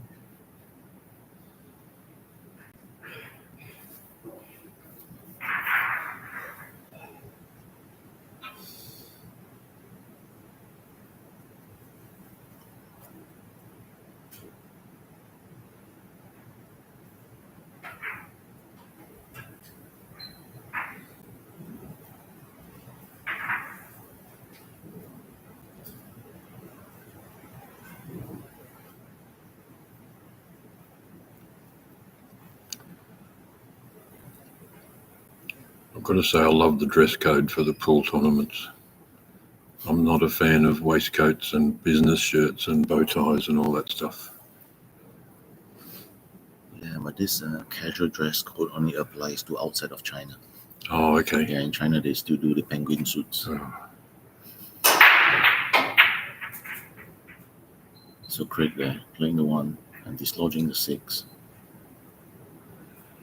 The cue ball's finished a bit awkward for him though.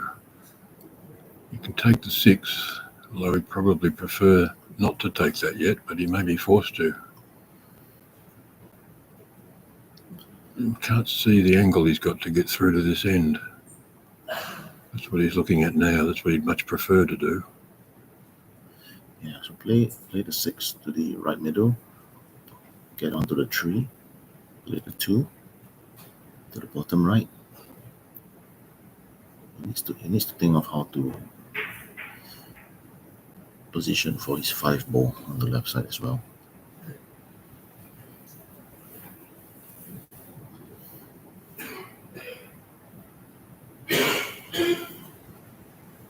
Don't know if he's called extension. He's probably had his 45 seconds now.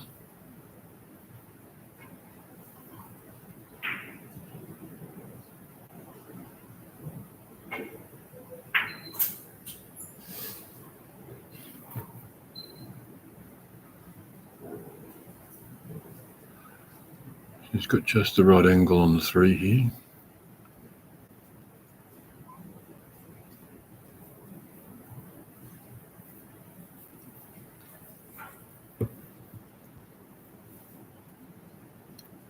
So play the 3 into the middle. I think it's going to come off 1 cushion. Try to be straight on for the 2 to the bottom right. He might even want to take the 5 after this. I think that's what he's played for, to have that gap through there.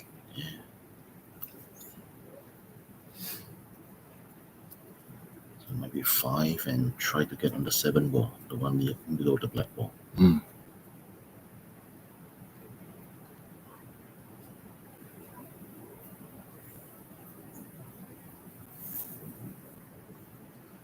Tough shot here.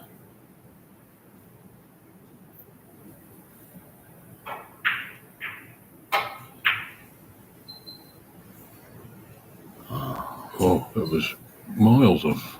Yeah, I think he decelerated on the shot. Yes. It looked like he was trying to do very soft screw and just leave it close to the pocket if he missed, but he didn't put a good stroke on it at all. Marvin's balls are awkward though. He's got 3 of them near that left-hand middle pocket that he has to negotiate.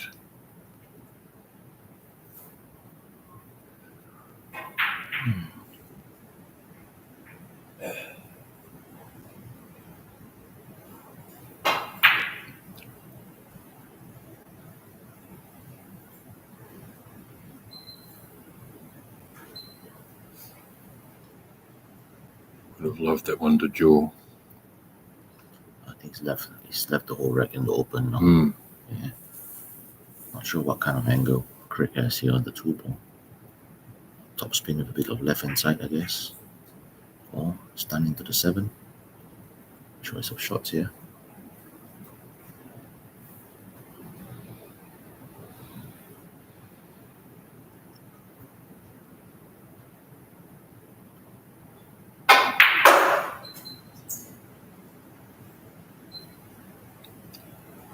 Yeah, good shot. The 4 doesn't go into the left top pocket though. He's going to have to leave himself a different position for that one. So I'm not sure what kind of angle he has on the 7 here. Whether he can put maximum right hand side. Send his cue ball. Soft cannon on the 8 ball to hold for the 4. Not sure if he can do that. This looks what he's trying to do. Look at that. Very good. Looks like your game, isn't it? Max, yep. That was English billiards. a couple of the table cannon. You put maximum side on that. If anyone was watching, you could see he hit the cue ball low there. That's how you get maximum side.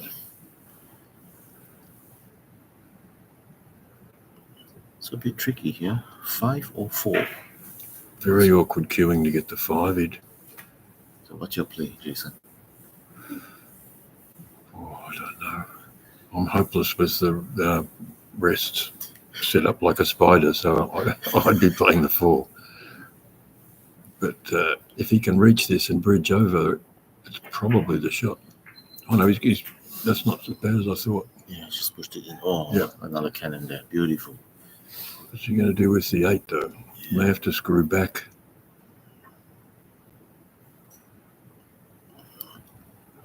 Not sure what kind of angle he got here. Yeah, on it's the a bit 4. hard to tell, isn't it? He looks straight from here, but maybe he's got a bit of angle. Unless he can run through this into the side cushion and out, we'd have to hit that pretty firm. Yeah, like that. Well, he's gone too far. Still has a He shot. might be lucky. He still has a shot here. To the bottom left corner. He has to watch where the cue ball's going. Yeah, in this situation, you don't hit the ball hard. Just Yeah, if slow he roll hits the this, 8. if it's just too thin, he could scratch. Just slow roll the 8 in front of the pocket. Marvin has 2 dead balls on the table. Don't see him running out. Yeah, just.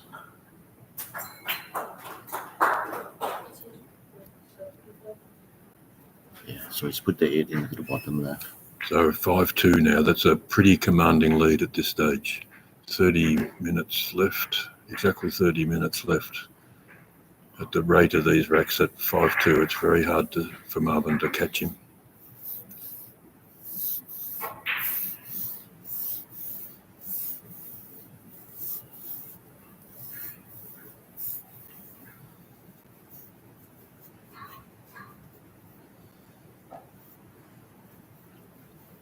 So if you want to catch some world-class Heyball action, you come down to the Grand Mercure Roxy, level 3 in the ballroom. The final start at 2 p.m. today. There will be a race to 11, and Jason and myself, Ivan, will be covering the match. Although anything can happen at this stage, it looks like we'll have an Englishman versus an Iranian. Both of those players having commanding leads in their semi-finals. But we should never write off Robocop, isn't it? No, that's right.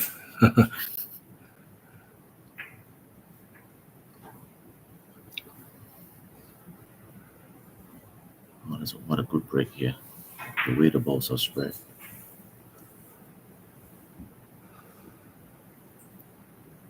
I can see Dennis or Colo is at the table at the moment on the other table. Yeah, he's trying. He will want to get on the solids now. So not sure which is the easier solid from where he is.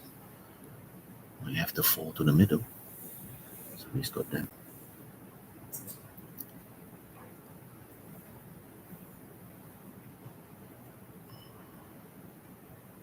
Don't know whether I'd take solids or... Yeah, one. The 3 is a bit of a problem. Oh, but then so is the... 7, sorry. I think he's going to try to dislodge the ball here. And play off one cushion, put the 4 into the middle, come off one cushion, and knock the 15 ball at the bottom.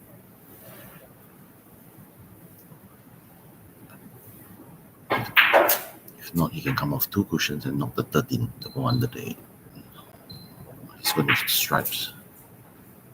He's all out of position.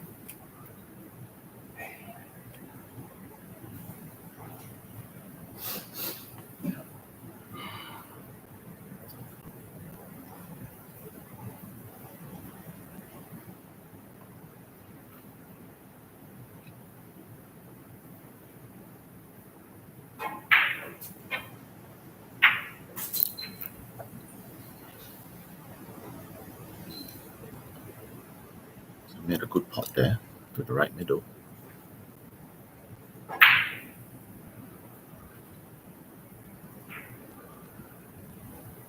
It's just that one near the 7 that's a bit tricky.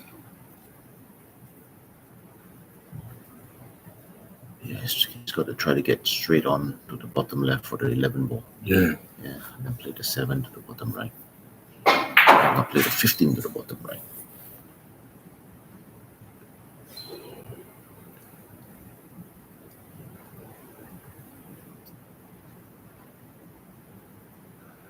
You could cannon it here, but that's risky.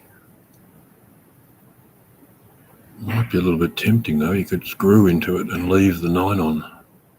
I think it's the 9.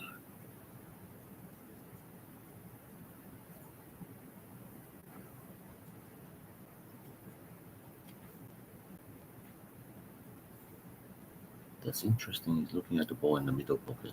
Why not play the 11 and screw into the 7? Yeah, that's what I was thinking. It's an interesting choice of shots. He's overcut it. Yeah. Not enough legs. No, that was a poor shot. Hit it a little bit thin. Not quite enough power as well. Definitely play the 11 and that shot. Screw into the 7. Yeah.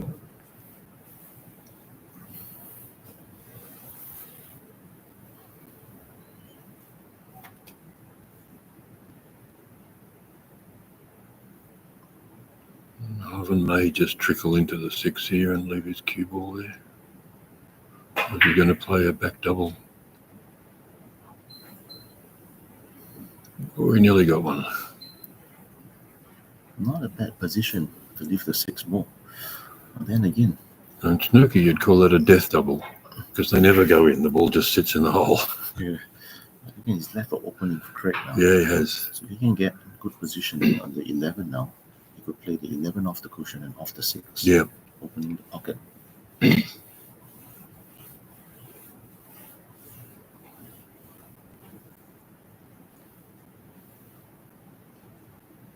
So I'm not sure if he's seen that shot.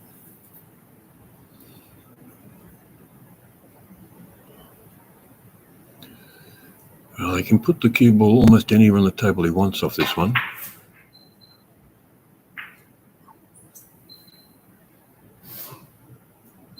Interesting. That's a pretty good shot. Yeah.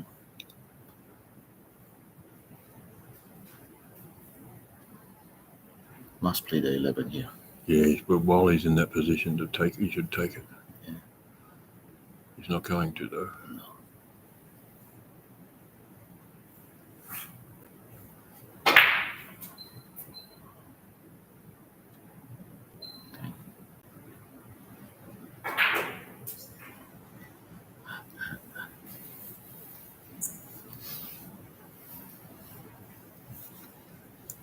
Probably going to need the rest for this one. Oof.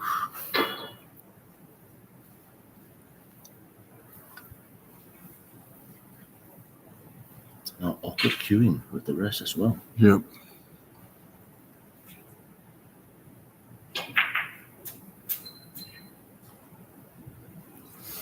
He's played that well. Because guys that come from the 7-foot tables aren't very good with the rest. They never need it. Yeah, that's right. And they probably could play with both hands as well. Yeah, Most of them. yep. Yeah, so this one quite easy then. Just play the black ball into the same pocket.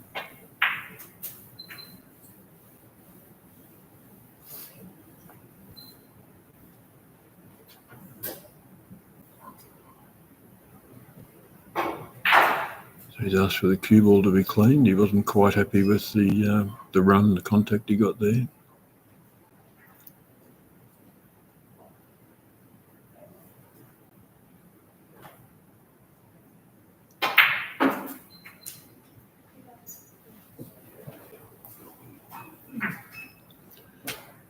So Craig has runs 4 racks in a row, takes a lead 6-2. And on the other table, TV table 2, Danny Sokulo 2, Ali Boreo 7. Wow. That could be an upset on the cards. And time's running low on that match, 27 minutes left. On our main TV table, we have 24 minutes left. The next frame will be crucial for Marvin. But he's got to speed up play.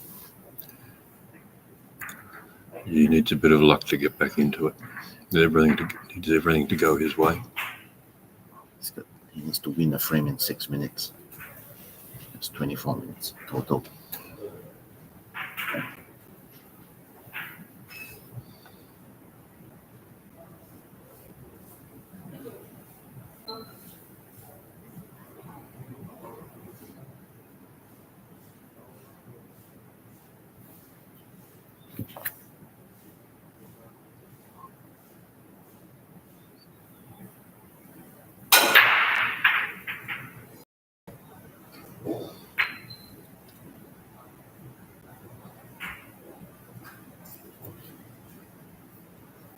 He didn't quite catch them right on that break. But I believe 3 balls did cross.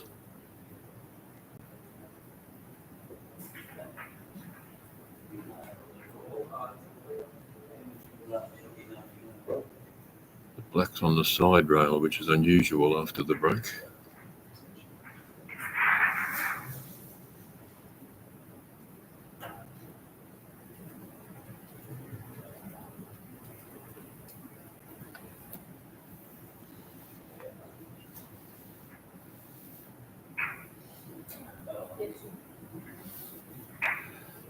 Just had the cue ball cleaned again.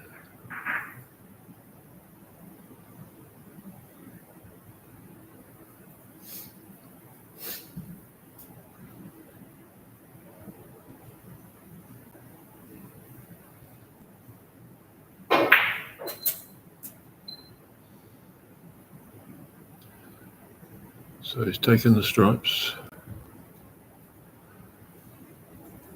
May take the opportunity here to dislodge those 2 balls that are together near the left-right rail. Yeah, he didn't quite get the kiss on them that he wanted there. Got a little bit too much work on the cue ball.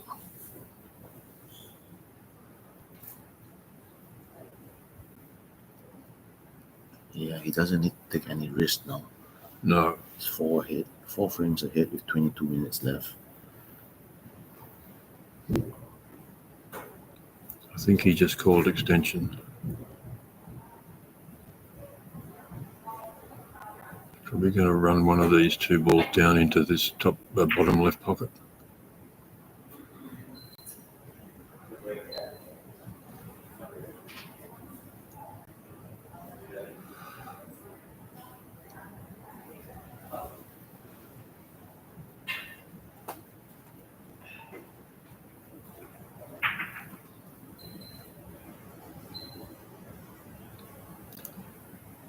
Not much more Marvin could do there, but try and break those 2 balls apart slightly and leave Craig a long way from his work.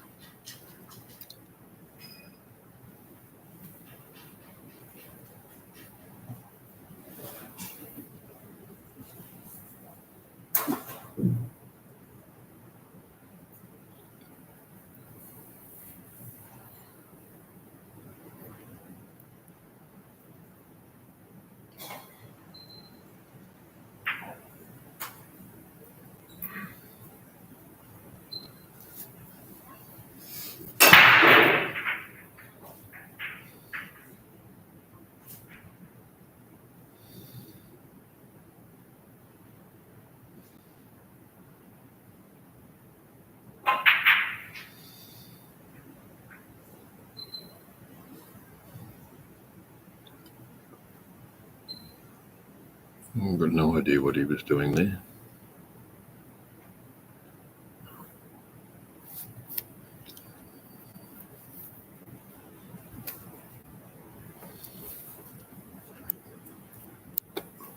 Strange.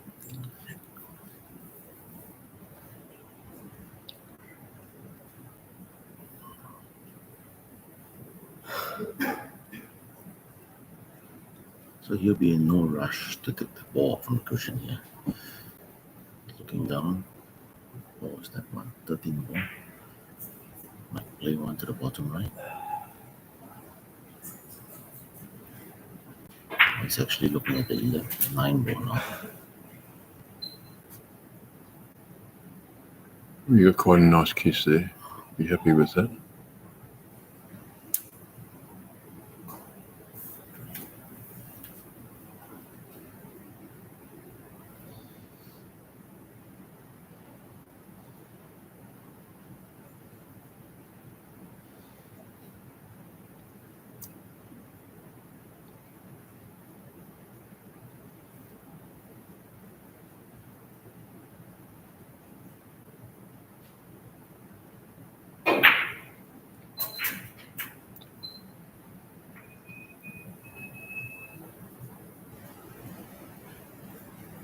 So he's got a good angle here on the 11.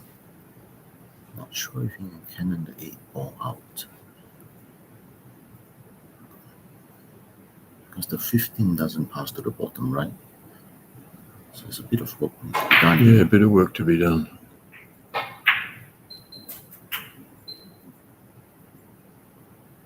So let's put the 11 in.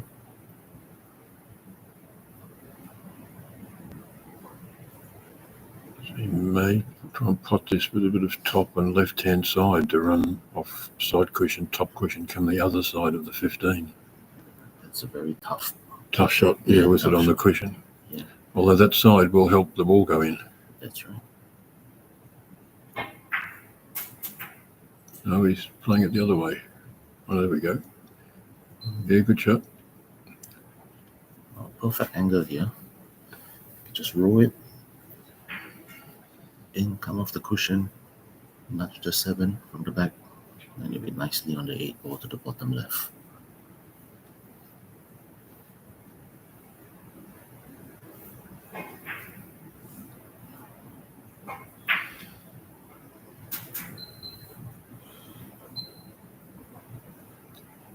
Perfect.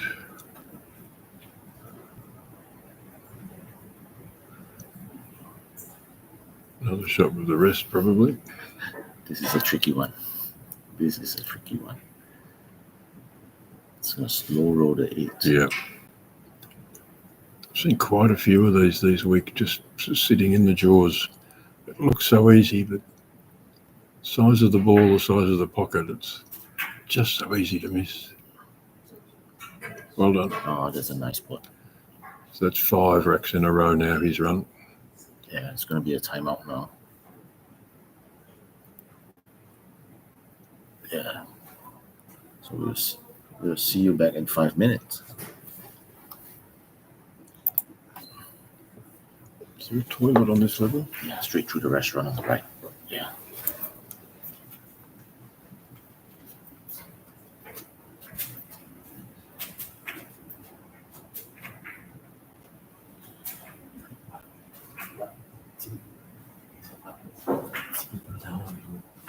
No, who has he been playing with? No, he's off.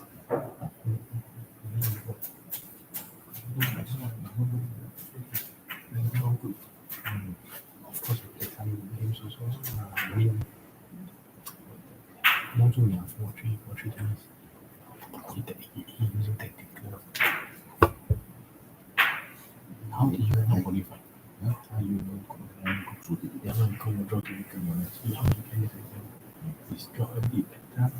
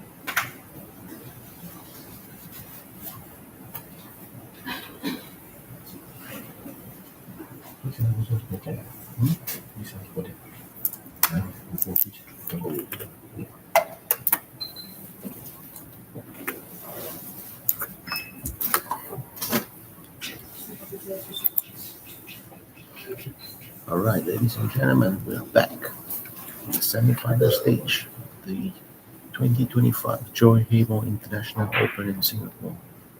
TV Table 1, we have Craig Brown 7-2 ahead against our local star Marvin Lim. Craig Brown is on the way in rack number 10. 16 minutes left on the shot clock.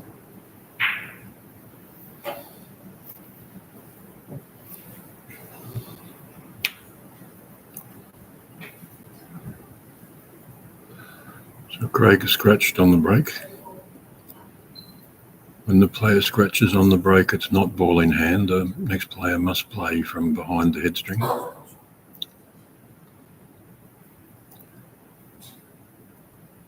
Marvin's just checking on the rule there. I think that ball must be on the headstring, and Marvin's asking whether he's allowed to play it.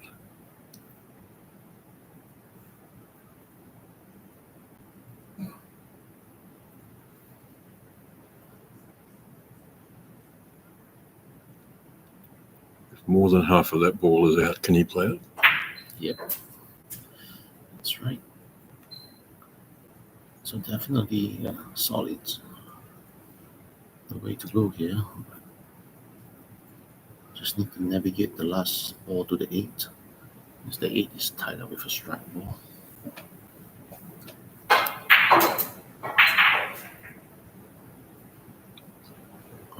So barring a miracle, Marvin's really playing for pride here.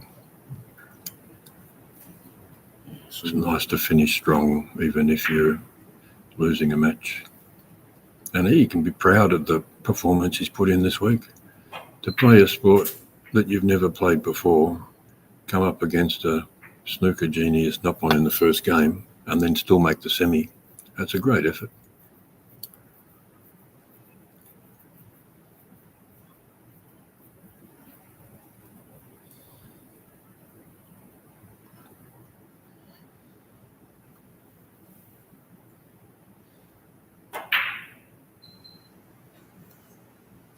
And I'm sure he'll give more inspiration to the younger players in Singapore to pick up the sport, the discipline of Heyball.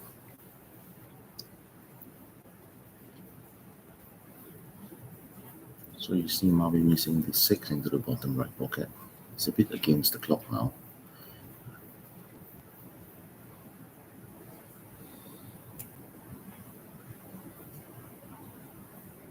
So Craig in no hurry. No hurry at all.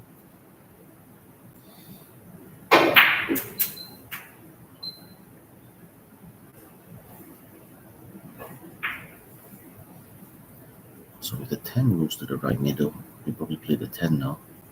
Not sure what angle he has there. It's nestled next to the 8 ball. If he rolls this in, he'll cannon the black and he'll still be on the 9 ball. 9 ball, yeah. Looking at the 9, below the 10 does look like the shot. Unless the black's too close to it, he can't.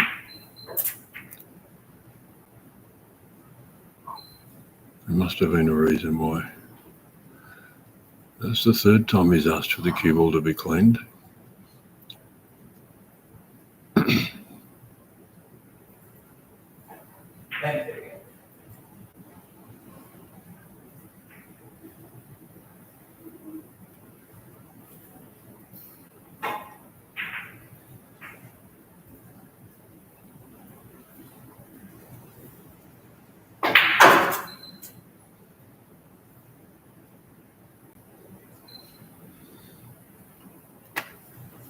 Not sure if the 10 ball goes bottom left. I don't think it goes. I might go to the top right. It's not in ideal position yet. No, the fact that he didn't take it on before makes me think that they're almost touching. So there's not going to be many spots on the table where it goes.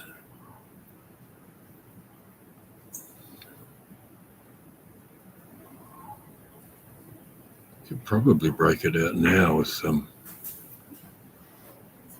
He's looking at another ball.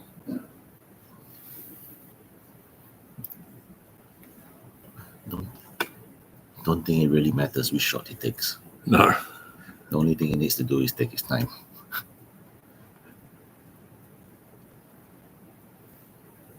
Might as well get some practice in. Play the difficult shot. One cushion. So you see, he's put the white ball back there. So the 10 must have passed. It must go. It must go. So why not play the 10? No, he did have a slightly different angle last time. So I think it possibly he needed the angle he's got now. He was just a touch lower on the table last time.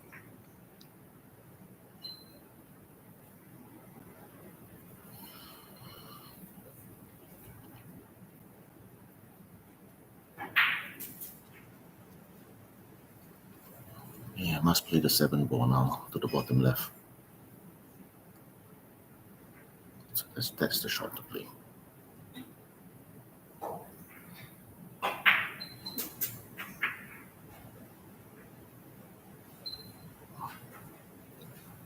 Ooh. Yeah, he's still on the 6 though.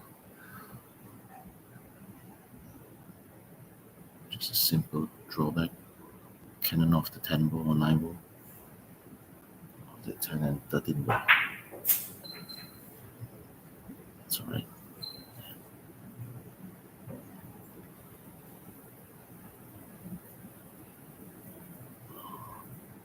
It's a bit awkward there.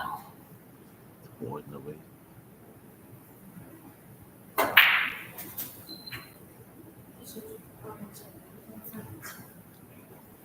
So a fairly quick wreck at the moment, but not quick enough.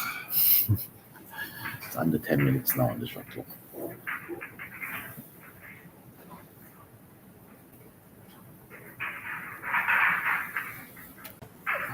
And Ali Podil up 8-2 against Dennis Okulo on the other television table. 12 minutes left.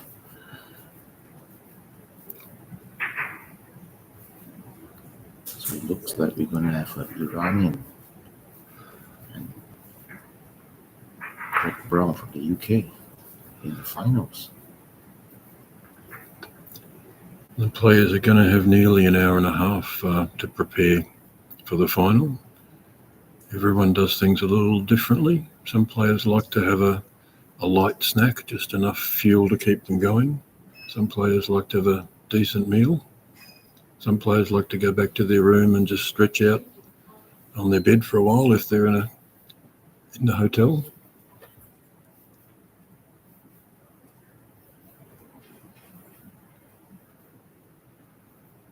Some players who we won't talk about like to have a beer between matches. Oh yeah, I heard of that before.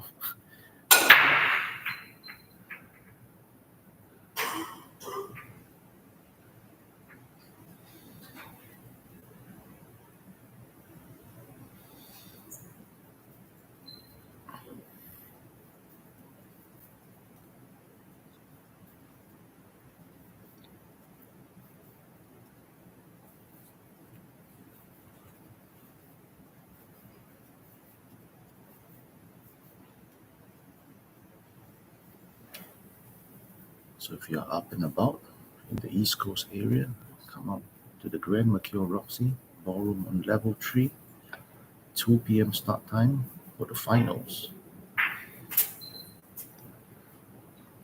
If you're here a bit earlier, come and enjoy the hotel hospitality. There's a nice coffee shop on the ground floor. There's a buffet restaurant on the same level as the room we're in now.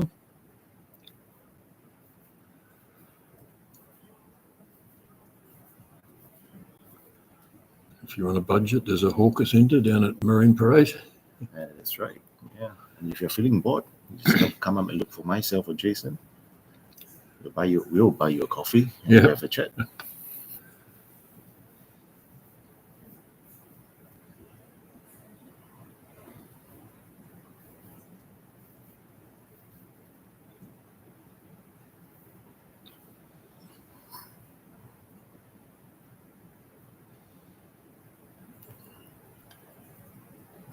Having a good long look at this.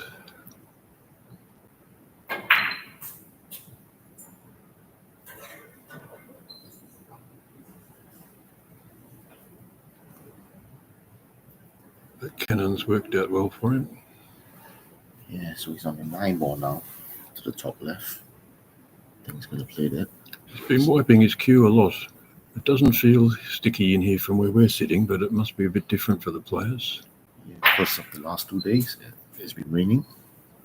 So I think humidity level's gone up a bit.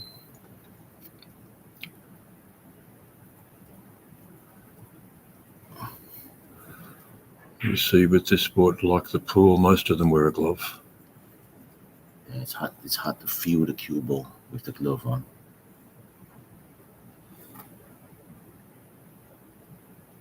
So let's see how he gets around this red. Not sure what kind of angle he has on the 11. He definitely has the 14 to the right middle. I guess he needs to navigate the 10 and the 12.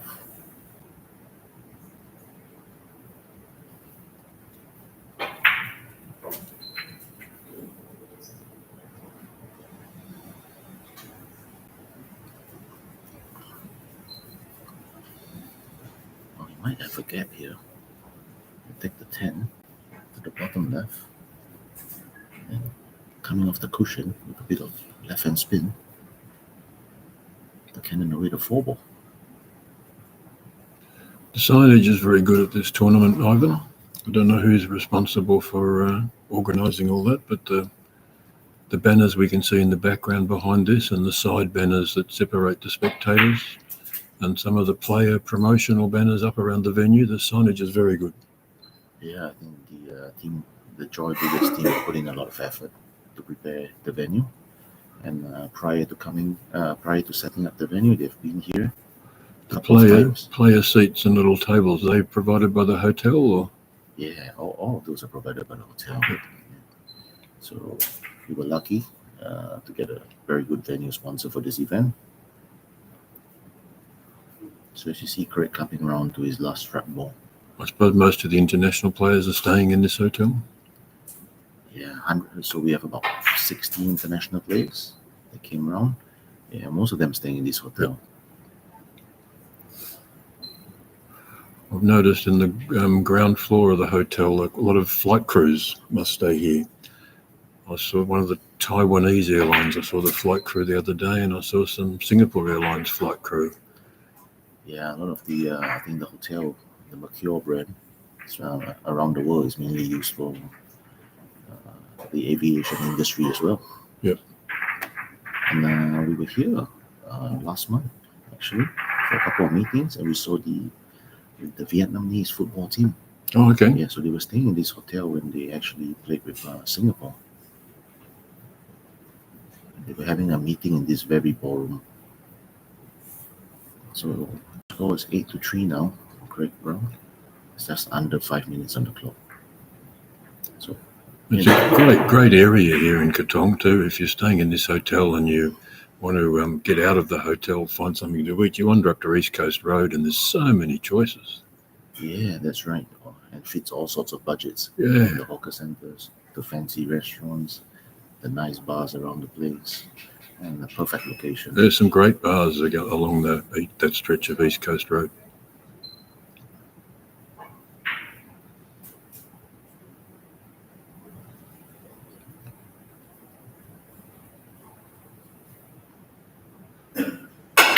So 4.5 minutes left.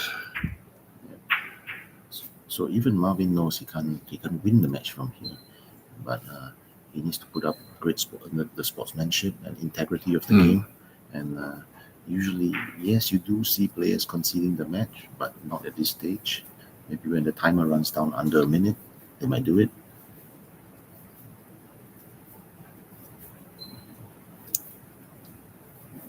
It's generally considered bad form to concede a match.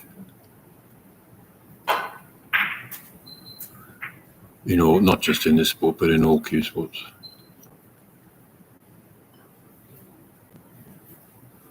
So in billiards, do you play for time limit format? Sometimes it's points up, multiple games of points up, but usually the big tournaments are timed, and players will play out the match. The player might be 1,000 points behind with 15 minutes to go, but they'll play out the time. If it's a streamed match, people are expecting the match to go for 1 hour or 2 hours or whatever it is. It's considered bad form. And the points that in the World Billiards Tour, the points players score in a match go towards their ranking points. So if you concede a match early, you're denying your opponent the chance of a few extra ranking points. I see. It's really just not considered the right thing to do. So it's a bit different from snooker, where they use prize money to contribute to their ranking points. Yeah, we were talking about having a international Heyball ranking system, but that hasn't been designed yet. I mean, coming from the world of billiards, the two things I'd love to see with this sport is a ranking system, and also a proper results site. A results site where tournament directors from all around the world can enter the results after each match is finished, and you can log on and find the results. I was having a look the other day to find the results of some of the other Heyball events, and they're quite hard to find. Yeah, you're right, actually, because I think the results in China are not updated on Q-Score. No. Yeah, that's right. If Q-Score's been used, that's not too bad, but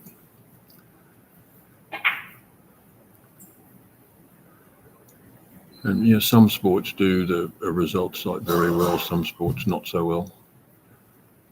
Yeah, that's correct.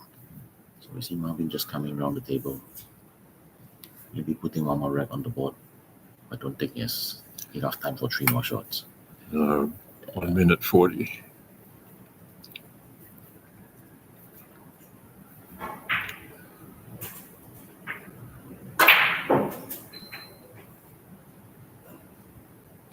Nice shot.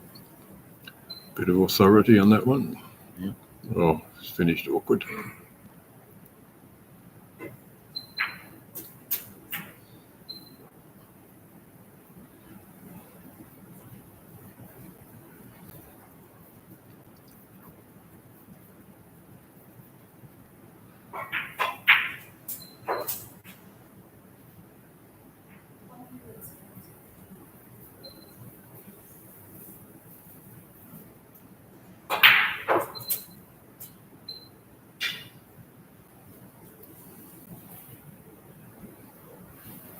Marvin can see the clock from where he is, so he knows he's only got 44 seconds to finish this rack. I'm not sure if he wants to finish it and wait for the referee to rack up the next rack, though.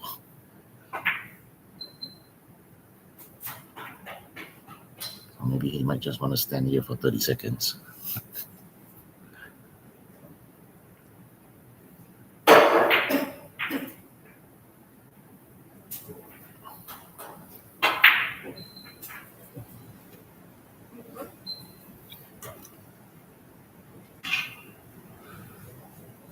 I did see one rack the other day where the player was running around the table to try and squeeze one extra. Yeah, that's right.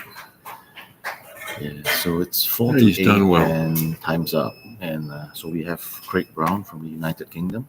He's into the finals, the first player in. The other table still playing. I think they're on their last 1 minute now.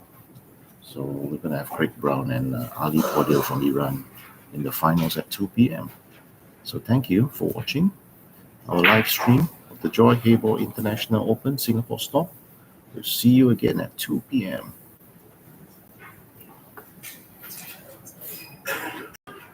That's it then. The rest, is that the one? I'll press to stop it. Yeah, I think you need to press the bottom one.